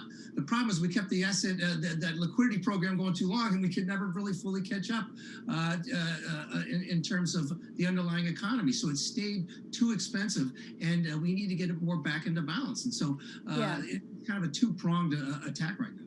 Well, and of course, when we think about the expensiveness of the market and those stocks that command higher multiples, that's where you see the brunt of the impact of higher rates. And as I look at a 10-year real yield that is approaching a full % in positive territory, Matt, we've been dealing with negative real yields for so long. What influence is that going to have on the equity market and really across asset classes for that matter? Well, Kaylee, as you say, with interest rates moving up, and we're now moving up towards that June high of 3.5% or just under 3.5%. You get much higher than that. Again, on a technical basis, that brings in a lot of concerns in. But the key thing is that again, it makes those valuation levels even more extreme, especially for some of the technology companies. These are the ones that we worry about the most. I mean, the one thing I guess that concerns me is that we saw in the spring, the market kind of rolled over, and then it was when the big cap tech names really started to roll over, in kind of a lagging effect. That's when the real decline took place, and that's what we're seeing again now. We've seen the market roll over a little bit over the last several weeks, and now the big tech stocks are starting to roll over. If that becomes a bigger problem because of those high interest rates, that's what's going to cause us to, I think, retest and even undercut those June lows. Matt, our colleague Sonali Basak was on with us earlier and mentioned that there's only 16 days left of the quarter. It's already almost over, if you can believe that, which means another earnings season is coming in just a few weeks. Are expectations for corporate earnings still too high, the E part of that PE? Exactly, that's one of the problems. The market is still a little still overvalued, and if earnings are going to come down, that's going to become even more overvalued. And one of the things we're going to be looking at today, we had CPI yesterday. Today we have the producer price index, and of course those are the the cost side of the input costs for companies. And if that's another high number, then that their input costs are really high. That's going to be harder to pass on to the consumer. They've been able to do it for a while now, but we see with consumer debt, credit card debt's rising again, they're not going to be able to pass those along as well. That means that earnings are going to have to come down. And again, this kind of compounds the situation. I'm not looking for a repeat of 2008 here. I just think that the market still has further some more pain to go through, I'm afraid, and it's actually going to be a healthy thing in the long run, but a painful one in the short term. Will this be a quarter, Matt, good to see you, will this be a quarter where we really discern between those companies that have the ability to pass on the costs and those that don't? Because, I mean, this might come down to the nature of your contracts with your suppliers and your customers and the level of flexibility that they contain. It might come down to the strength of your brand. Are we really going to start to discern between different types of business here? Oh, I definitely think so, Anna. And I don't want to again overstate the negative issues here, but Warren Buffett used to say that when the tide goes out, we find out who's swimming naked, and that's what we usually see in the second leg of a bull market. It usually doesn't happen in the first leg. It's the second leg that some of these companies that have been struggling and haven't been able to pass things on, then they become more exposed, and they start to get to fall a lot more as well. So like I said, that old Warren Buffett saying is going to go well, not just for some investors who may be over leveraged, but also some companies that have been kind of hanging on by their fingernails. And I'm, again, not saying they're going to go out of business, but that their earnings are going to have to come down, and they're not doing as well as people had hoped they would. I heard Anna this morning asking Grace Peters if we've seen capitulation yet. She said no. What do you think? Do we need to see capitulation, and how will we know when we see it? If yesterday wasn't that? Yeah, the one part. Well, first of all, no, we don't always have to have it, but we usually do. And when people finally just said, "Get me out! I don't care any price, just get me out." And then, that's usually the best time to be buying. They say buy when there's blood in the streets, as the old saying used to go, or still goes. But no, I don't think we've seen it yet. Now, yes, we did. The breadth yesterday was incredible. It was 99. The advances versus decliners. When I say breadth, I say advances versus decliners was 99-1 negative for the S&P 500, and it was zero. There were zero stocks in the NDX, the NASDAQ 100, zero stocks rising yesterday. And so that when you get that really bad breadth, that's kind of an indication. But you also want to see the big volume. Yesterday's volume, the composite index, composite volume was still less than 4 billion shares. You want to see that up in 6, 7, or really 8 billion shares. And we were nowhere near that, where we really showed that people panicked and decided to get out. So capitulation I see as a really, really bad breadth, but also a big jump in volume, and we haven't quite seen that yet. Okay, we'll certainly watch for that. Matt Maley of Miller Tabak, thank you very much. I like the way that Gary Schilling described it to us earlier on this week. He said that investors have not yet reached the puke point where they regurgitate their last stock and swear to never buy another. And I apologize for anyone who's eating breakfast, which might be everybody stateside. Coming up on this program, we will get a fixed income perspective on this. Guy Steer, head of fixed income research at SocGen, joins us. This is Bloomberg.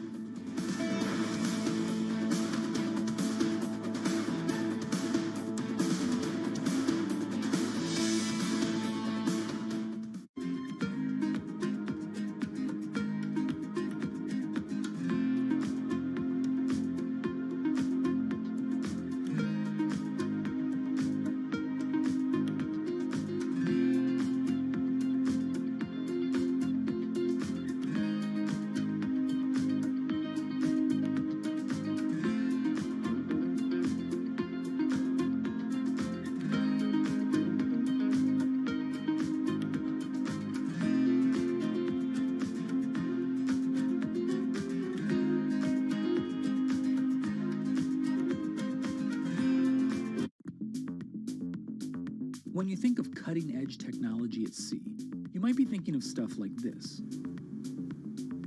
But there's an incoming revolution on the high seas that isn't quite as sexy, but could be significantly more impactful. Container shipping is the key component of global trade. About 80 or 90% of all the world's goods are transported at sea at some point. But there's a significant unseen cost to the modern era of global commerce. About 3% of all the world's CO2 emissions come from shipping. 3% may not sound like a lot, but that's roughly comparable to the entire CO2 output of Germany. Since reducing trade isn't a likely option, what about a technological improvement to help reduce the emissions from these well-stocked maritime behemoths?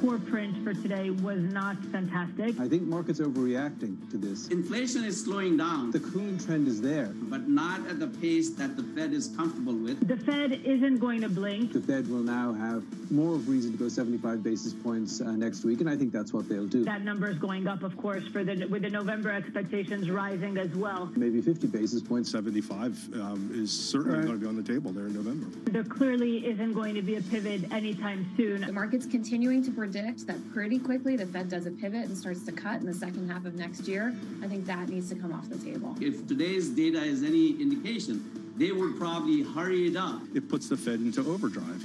And if they're in overdrive, sooner or later they're going to make a policy mistake.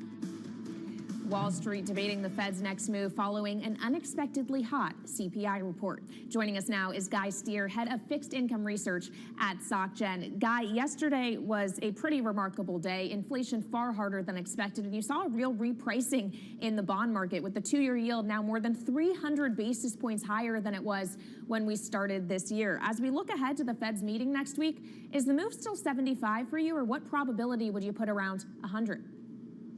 Well, I'd say it's probably going to be 75. Yeah, I mean, I would say there's probably 80, 90% that'll be percent chance it'll be 75. I think the interesting thing is that the market is still expecting the peak of rates to come in March next year. And probably the bigger debate that should be taking place right now is whether we're not going to see we're not going to see a longer period of rate hikes, and we're not going to see a bigger plateau rather than starting to see rate cuts in the second half of next year, because inflation is proving stickier than people had expected. Okay, so maybe a longer plateau to tackle that stickier inflation. Good to see you, Guy. What about the arguments that the likes of Jeffrey Gundlach make, who say, they don't expect necessarily that the Fed will do 25, and certainly the market doesn't expect that broadly, but he makes the point that perhaps at some point the Fed needs to dial things back, not because they've reached their goal, but because they've done so much so quickly that there's a sense that maybe they need to pause to see what they've managed to achieve already. Is there any argument behind that, Guy? I think the big problem is that if you apply a Taylor rule, or you look at what rate expectations are, people are expecting them to dial back fairly quickly, to accelerate early on and then dial back fairly quickly. And I don't think that's the way it's going to play out. I think they're going to keep hiking interest rates at fairly big chunks until they really start to see core inflation begin to decline. And if you look at the figures that we've had, you look at the median level of inflation amongst the components, there isn't really any sense that even that the peak has been passed. And certainly in terms of the sticky components of inflation actually coming down. So no, I would say that would be, and we're not even hearing that from any central bank at the moment. They're going to continue to be aggressive. Yeah, I mean, I was looking at a chart that Valerie Teitel put together for us out of London this morning on rents, and it's just the biggest problem, right? The stickiest piece. I think the chart number is 3328 if you want to pull it up at home, or if we want to pull it up in the control room, 3328. As this continues to accelerate, I see your point that maybe March won't be the peak. Thank you very much. There's the chart.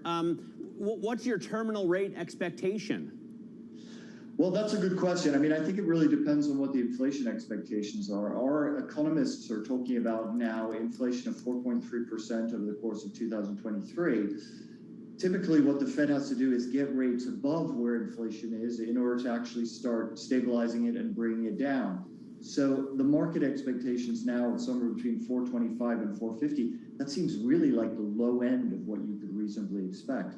It wouldn't be out of the ballpark to say we could return to the 5% peak that we had in 2005, 2006 before things are demonstrably beginning to reverse. Okay, so 5. But Mark Mobius was telling our colleagues earlier on, Guy, that he thought maybe 9. I mean, reflecting on how high inflation is and what you just said there about the need to get rates higher than inflation, you still can't get to those kind of numbers, though. Well, I think, no, 9 seems a bit aggressive. What you'd have to say is that it isn't, core inflation is really going to continue to accelerate. Leave aside the froth numbers, core inflation is going to continue to accelerate. Core inflation is going to end up at 7-8%. Then you would say they're going to have to bring it to 9. But I think now 9% doesn't seem reasonable now. And finally, Guy, if we could just look across the Atlantic, in the UK, inflation actually came in just a little bit cooler today than expected, coming down from that 40-year high. But as you look at that and the potential fiscal policy coming out after the mourning period from Liz Truss's new government and what she has proposed as prime minister, how do you factor that into your view on gilts? Well, I think it's hard to be optimistic. I mean, the big problem is that sterling has dropped 17% over the past year. That means that there's a lot of imported inflation. We can just see in terms of all the stories about hotel prices rising dramatically over the course of this week in September, that probably we're going to have a blip up in terms of inflation in September. I think this is the most difficult, the most negative asset class in terms of fixed income at the moment. Guy, thanks so much. Thanks for joining us. Thanks to Guy Steer of Societe Generale giving us his thoughts on fixed income markets right now. Coming up on the program, Shake Shack's digital transformation, how the fast casual dining chain adapted with the pandemic. More from our interview with the company's CFO next. This is Bloomberg.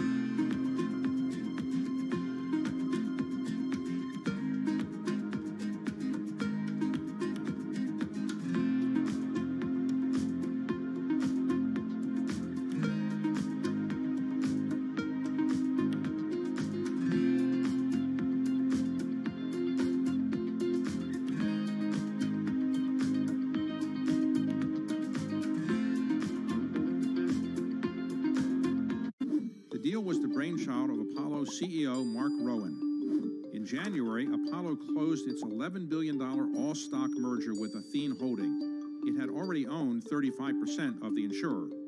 Here's what Apollo gets out of the deal. Assets under management. Apollo expects them to double to about $1 trillion by 2026. Much of that projected growth will come from the merger, and those assets are especially attractive to Apollo. Insurance companies typically go after much more modest returns than buyout investors. That will give Apollo more options for investing the cash. Athene is a steady provider of fee income. It has grown into one of the nation's biggest holders of fixed annuities, those retirement savings products favored by risk-averse customers. The merger will also allow Apollo to simplify its governance. It gave up its dual-class share structure and adopted a one-share, one-vote plan. The hope is that will eventually lead to Apollo's inclusion in the S&P 500. Lots happening on Wall Street. I think Jay Powell said things that were indefensible.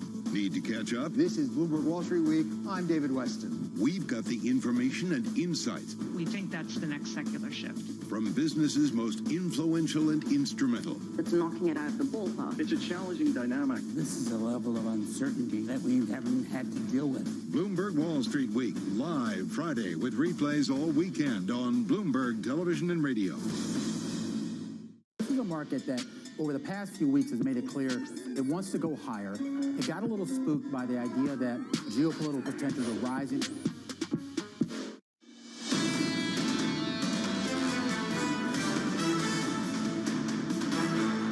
This is Bloomberg Surveillance Early Edition. I'm Matt Miller with Kaylee Lyons here in New York. Anna Edwards with us out of London. Now, the CFO at Shake Shack, Katie Fogarty, has an unusual background for that job, coming to the C-suite of a restaurant chain from Wall Street, where she was an analyst for Goldman Sachs. Her experience analyzing data is serving her well as the restaurant chain navigates through the pandemic and beyond. In the latest episode of Bloomberg's Chief Future Officer, Fogarty tells me how she's unlocking Shake Shack's digital potential.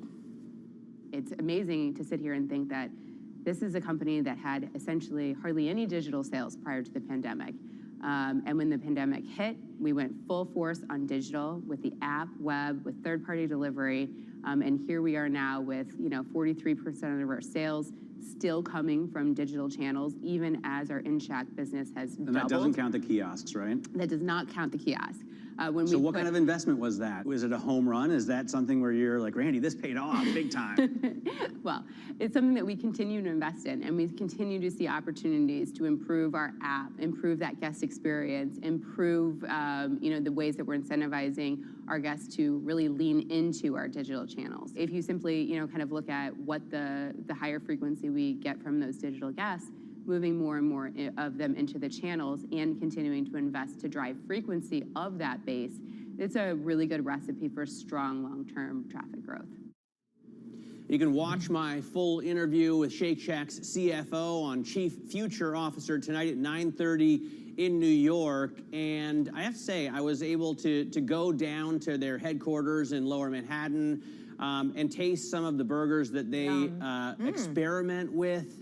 And I'm already a huge fan, but I'm an even bigger fan now. Anna, I mean, what's your favorite Shake Shack burger? Oh, stop. You know that's mean, because we established in the break that I was not familiar with this. How can you I haven't how can you not have this been to Shake particular Shack? They have one in Heathrow. It's delicious. You should try it. Other burgers are available, apparently, Matt. I just think you just did look as if you really enjoyed that assignment. Maybe just coming with lunch. It helps. I am a huge fan, especially of the condiments. Kaylee, do you? Yeah. Do you indulge? I enjoy a good Shake Shack burger and the fries. I really judge restaurant chains on how good their fries are, and Shake Shacks are excellent, I must say. And Matt, I wonder if this is like the equivalent of Anna in her former life as an airlines analyst becoming a CFO of an airline. That's essentially the path she took to the C-suite. I think that in and of itself, her career trajectory is really interesting. Yeah, absolutely. I mean, going over to the light side, it would seem. So really interesting stuff. Highly recommend checking out the program. Obviously, our viewers are going to be glued to the screen over the next few hours to see what kind of bounce we get after the huge drops that we saw yesterday. I mean, the biggest dips for equity indexes in 2 years after it looks like, Anna, did the market finally get it, the Fed? Right, well, maybe, but then we've asked these guests today on this program and on radio earlier and on my earlier TV show, are we at capitulation, 5% down on the NASDAQ? And no, a lot of people seem to say no, not yet, Kaylee. Yeah, it's a question of how much further we have to go. I mean, you've had the bears out there, the likes of Mike Wilson at Morgan Stanley, saying all year long that we haven't seen the lows yet, that things are going to deteriorate. And I wonder how much that really is dependent on Fed policy and whether or not the market believes how hawkish Jerome Powell and co are going to be, and then whether or not the earnings with PPI coming up later today and the margin pressure in that Matt Maley was talking about, maybe we need a repricing on earnings expectations as well. Yeah, I mean, Anna, you were talking about Gary Schilling, who was on with us earlier in the week, saying this market hasn't really puked yet. I can't remember the entire quote, but it was very graphic. In any case, he was saying you typically fall 40% from the high, and the high that we had in January was almost 4,800, and that means his target is for a drop to 2,880 on the S&P 500. Okay, yeah, I can't remember the full quote either, but it was very vivid and best left to periods of the day that don't accompany breakfast. That is it for Early Edition. More surveillance is ahead. This is Bloomberg.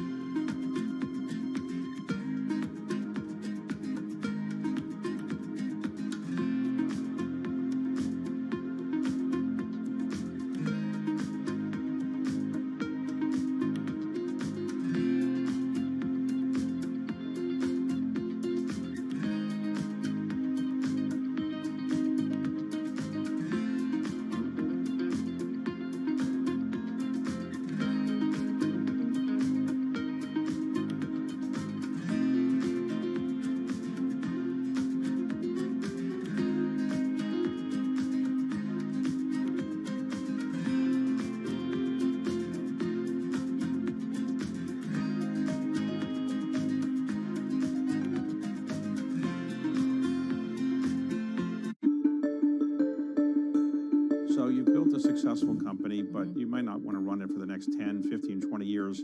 Or do you? And if you didn't, would you want to go into government? If the president called you to serve our country, would you go into government, or would you start another company? I love what I do. And I feel like I have this luxury with 23andMe that it keeps evolving. You know, we started out just as started out a consumer company.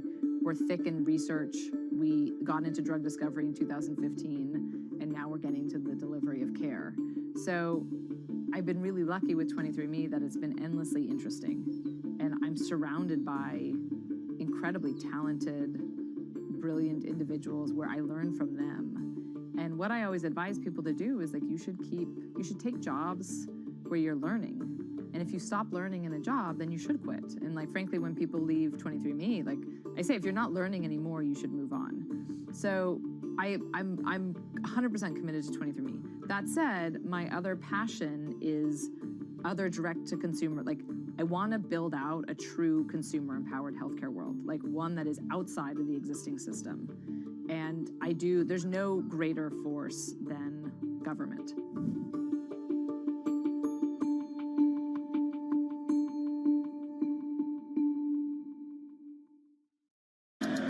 From New York City. Here in London, in Sydney, in San Francisco. 9 a.m. in Beijing and Shanghai. Good morning, everyone. Have a great evening. To recap the headlines. You do not want to miss this How story. are you thinking about those dynamics? Every Friday with 30 minutes dedicated to fixed income, I'm Jonathan Ferro. This is Bloomberg Real Yield.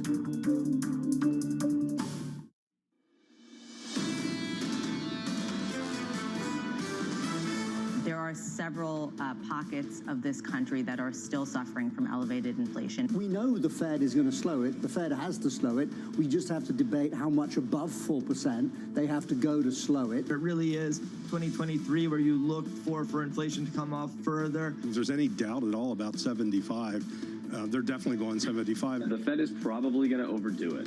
This is Bloomberg Surveillance with Tom Keene, Jonathan Ferro, and Lisa Abramowitz. What a brutal session that was. Live from London for our audience worldwide. Good morning, good morning. This is Bloomberg Surveillance on TV and radio alongside Tom Keene and Lisa Abramowitz. I'm Jonathan Ferro. Equity futures bouncing back just a little bit, but TK yesterday, the biggest one-day drop on the S&P going all the way back to 2020. Yeah, back to the pandemic and all that, but more importantly, on a scale basis, let's call it the 9th worst drop in history. What I would say, John, is on a red zone, green zone basis, it was a reset, and maybe it is reset Wednesday. But far more than that, John, is the way we closed yesterday afternoon in New York. There was no sense there of catching a bid. Almost closed at the lows yesterday's session, Tom. Lisa, yields higher, much, much higher. It introduced some uncertainty, not about next week, I'd argue. It introduced certainty about next week. It's a much bigger move. Uncertainty about what would follow in November and after that, and whether this Fed is going to have to go a whole lot bigger for a whole lot longer. What you saw is all of a sudden people pricing in a likelihood of a 100 basis point rate hike come next week. Nomura. And then, yet Nomura is saying that that's the base case. In markets, about a 1 in 3 chance. Anybody else joining them? Well, it's a 1 in 3 chance currently being priced into the market that we will get a full 1 percentage point rate hike, even though that has not been on the table previously, and then a 75 basis point rate hike at the following meeting. What does that do in terms of changing the equation for a hard landing? And I think that is really what we felt. The economic yesterday was soft landing Tuesday. That was the morning, Tom. Okay, then we have the inflation report. And to Lisa's point, it's increased the odds the Fed needs to go bigger, which increases the odds and introduces this idea that they have to do more damage to the economy to get inflation down. Diane Swank was out on Twitter just yesterday, raising the likelihood that you might have to take unemployment above 5 to get inflation somewhere closer to 2. Moment of silence. El Arian, Summers, Hollenhorst, just Anna fantastic. Wong of Bloomberg. Boy, they nailed it. They nailed it. Are we done with the moment of silence? Yeah, we're done with the moment. But I was going to say that actually talking of Larry Summers, he came out and he actually supported a 100 basis point rate hike as well. And you saw Jeff Gundlach push against that and say, actually, they should go 25 basis points because they're overdoing it. So, you know, there still is this feeling we saw that in the there. opening. I mean, the distinction yesterday between Mark Cabana of Bank of America and others was remarkable. Mark Cabana of Bank of America, bear in mind Mike Gapen over at Bank of America is looking for a recession next year. Mark Cabana essentially said the Fed is going to overdo it. And what happened yesterday was an inflation print that will encourage the Fed to overdo it. Yeah, and at a certain point, isn't it by design? right? What does it mean to not overdo it if they're trying to get the unemployment rate up? Right? So where are we talking here in terms of what's an acceptable amount of pain and what's an unacceptable amount of pain? And when does it just become a political issue where they have to respond? Have you got used to a 2-year that looks like 370? 380 even. Almost 380. Oof. Yeah, well, at what point does it get back to 4% if that's where we think that the Fed funds rate is going to be? Futures with a small bounce this morning. Good morning to you. I'll whip through the price action just briefly. We're positive by about 0.5% on the S&P 500. Euro showing a bit of strength, just about parity on euro dollar. Yields higher, much, much higher. And we add some, up another 2 basis points on a 10-year. Lisa, 343.33. All right, so today is not PPI Wednesday. I'm just going to say that. We are getting at 8:30 a.m. Eastern Time, U.S. August PPI, producer price index for price. Well, it is technically, but do we care? And the only way that we will actually care about this number, and this is my editorializing here, is if it comes in, if it comes in more hawkish or hotter than we expected, because then it will fit into the narrative that we heard yesterday. If it comes in weaker, does it really move the dial? I don't think so. It's hot in here, isn't it? It is hotter than we had expected in here. At 10:30 a.m., we get the EIA crude oil inventory report, getting the latest read on the U.S. inventories of oil and gasoline. I'm curious to see whether we actually are seeing a real fall off in demand, if that's really the story here, or if it has been just an SPR release full and through and through. And then today, just sort of moving into this question about COVID zero. China's President Xi Jinping is beginning a 3-day travel, the first since the pandemic hit, abroad. And he's going to be in Central Asia, and he's going to meet with Vladimir Putin. And I find this really interesting because it comes at a lot of talk about whether they're going to continue zero COVID. Does it signal anything that he's leaving the country? A foreign trip. She's really read in this morning. There we go. That's a good thing. It's a good. You and I were out having Vindaloo last night, and she was home reading. We were working out whether we should bring on a bull or a bear or someone who was just someone who was just right. Let's get to someone who was just right. Max Kentner, Chief Multi-Asset Strategist at HSBC. Max, we all read your note. Max underweight. Now, you can tell me what that means in a moment, but you have not been constructive on this market, and I imagine you're still not constructive on this market. Not particularly, no. I think, if anything, if we look at the number yesterday, right, that strengthens this kind of positioning, unfortunately. So I'm delighted to see that you three are still very upbeat whilst talking bearish. I'm not doing as good a job. I'm dragging myself down, so I'm not sure whether, at the end of this section, we're all going to, feel a bit more bearish, perhaps even more. Look, I guess the point really that I would make is it's not really about whether we're going to get 75 or 100 in September. What it's about, I think, if we look a little bit ahead, right, it's about we all sort of thought, okay, it's going to be 75 or 50 or 75, then it's going to be 25, and then it's going to be 0, and then they're done, and da-da-da, right? The point now that what the number does yesterday is perhaps opening the door, at least to market pricing, not that the Fed has to do it, but to market pricing in the following meetings to say, actually, are we really near 25 basis point steps, or do we need to continue doing 50 or maybe continue doing 75, right, for the next 3, 4, 5 months? So where's the valuation support going to come from? It's just simply not there. Right? Do those rate increases diminish demand? Not yet, right? That's the big issue, right? Not yet. What's HSBC's, and particularly with your Asian perspective, when does demand actually get diminished, according to a textbook everybody forgot years ago? Yeah, I guess that's the big issue at the moment, because it does take time, right? It does take time. When you look at all of our models are basically saying, look, we had an inventory overhang that's now feeding through into manufacturing PMIs. Now we're starting to see housing weak. That takes around 3 to 5 quarters until it feeds through into the labor market, right? That then feeds into sort of forward-looking consumer data. So we're then talking about well into 2023 for that weakness. That's the big issue, right? And the big issue with demand now is that whether demand craters or not doesn't really matter, right? Because you got 2 scenarios. You have the scenario where already now demand is getting destroyed. So earnings expectations, growth expectations will be proved to be way to be bullish, right? And that's bearish. Or on the other hand, you say, well, actually, it's not happening yet, right? But that means we're going to get further. And that means it comes from valuation. Is this a bad news interview? I think this is a bad news interview. That's in any news is bad news. But it's good news that we have you on and to talk about what that translates into what you actually are buying. And you were talking about how if you start buying anything other than crawling just into a bunker, it will be developed market sovereign debt. Are we there yet? When do you see the value in some of the yields where we're seeing them get to? Yeah, I guess, so first one, what would we do right now, right? What you do right now in an environment where real rates go up and break-evens go down, what you do is you go into the dollar. What you actually find is that bonds don't do well, right? Equities don't do well. You can't do an awful lot of relative value trades. Credit doesn't do well. EM doesn't do well. High beta FX doesn't do well. Nothing does well, apart from the dollar, right? So you go into the dollar, you go into floating rate notes, you go into short-dated credit, you go value over growth, those sort of shorter duration trades. That's what you do right now.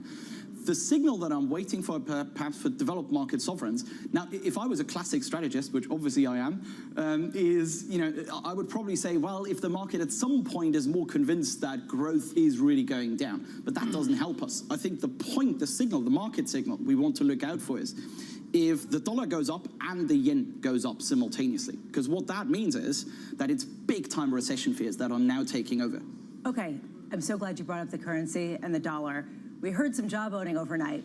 We heard an attempt by the People's Bank of China to try to strengthen with the peg that was the strongest ever relative to where it had been. But really, it was the Bank of Japan saying, we're going to do something, and we're not going to announce when, and we're going to come out, and you guys watch out, but we're going to intervene, maybe, even though we don't know. Doesn't sound like you believe them at all. Well, I mean, we don't know anything. So do you lean against the dollar trade? Do you lean into the yen because you're just convinced they will actually do something? Not yet. Not yet, right? I think that could be the case for, later in the year, perhaps. But the problem now is, imagine if they did some intervention already now into perhaps the 100 basis point FOMC meeting. Imagine they do 100. Sure. Right? Imagine they do that. Then they had this one silver bullet that they fired for nothing. So you don't lean into that just quite yet. I think that's going to be something for later in the year. But if and when it happens, right, yen up and dollar up, it means big safe haven flows, big safe haven demand. Why? Because then the market is really concerned about recession. That's when you go into developed market sovereigns. Let's talk about another signal. You've been bearish all year. What would make you bullish this equity market? Nothing, ever. I'm German. There's nothing that can make me ever bullish, right? No, in all seriousness, I think that there is a couple of things, right? When we look at China's credit impulse, for example, that is already rebounding a little bit, right? So that perhaps at the beginning of 2023 could be giving us a bit of cyclical tailwinds. There is other things like sentiment and positioning, right? Sentiment and positioning on our measures was around about 8th, 9th percentile, and in the middle of June, right? That, however, now is around 40th percentile on our measures. So we're not quite there yet. But if really sentiment and positioning, following from yesterday's drop, is going towards 10th percentile again, actually that plays very much into the bull's hands. Max Kettner, thank you, of HSBC. Good friend of Lisa's. You will not be surprised by that. Tom, that was incredibly bearish, wasn't it? I'm depressed. It was realistic, and he said it so cheerfully. Well, he's been right. He has been right. Let's be clear about that. Yes, and this comes from the camp that has been bullish on treasuries for years when everybody else was leaning against them and has gotten it right. So that's the Stephen Major camp over at HSBC that Max Kettner belongs to. What were you thinking about that Japan call? What do you think that I was thinking? I mean, it's just amazing to me. How long can they jawbone before actually doing something? Sure. Tom, it's got to be about policy. The doing. And not words. Well, policy and also politics. I would suggest nothing happens in Japan until after the funeral for the Queen. The Emperor of Japan will travel here. There's no way they're going to do anything with the Emperor traveling. No way. We'll catch up with Wei Li of BlackRock on the equity market situation. It was brutal yesterday. We're bouncing back just a little bit right now. Equity futures, positive, 0.5%. Live from London. This is Bloomberg. Keeping you up to date with news from around the world with the first word, I'm Lisa Mateo. European Commission President Ursula von der Leyen will call for radical steps today to stem the energy crisis. That will edge closer to rationing measures and higher taxes on energy companies. The key question is whether von der Leyen's proposal for a 5% reduction in gas consumption survives various negotiations. In the UK, inflation has gone down slightly from its highest rate in 4 decades. The Consumer Price Index rose 9.9% last month from a year ago, a drop from 10.1% in July. Now that reflects an almost 11% decline in the cost of gasoline. Bank of England policymakers meet next week. They're expected to raise interest rates, either 50 or 75 basis points. The Biden administration considering whether to replenish the Strategic Petroleum Reserve when oil goes below $80 a barrel. Just 2 years ago, Democrats blocked former President Trump from filing a reserve at a fraction of that price.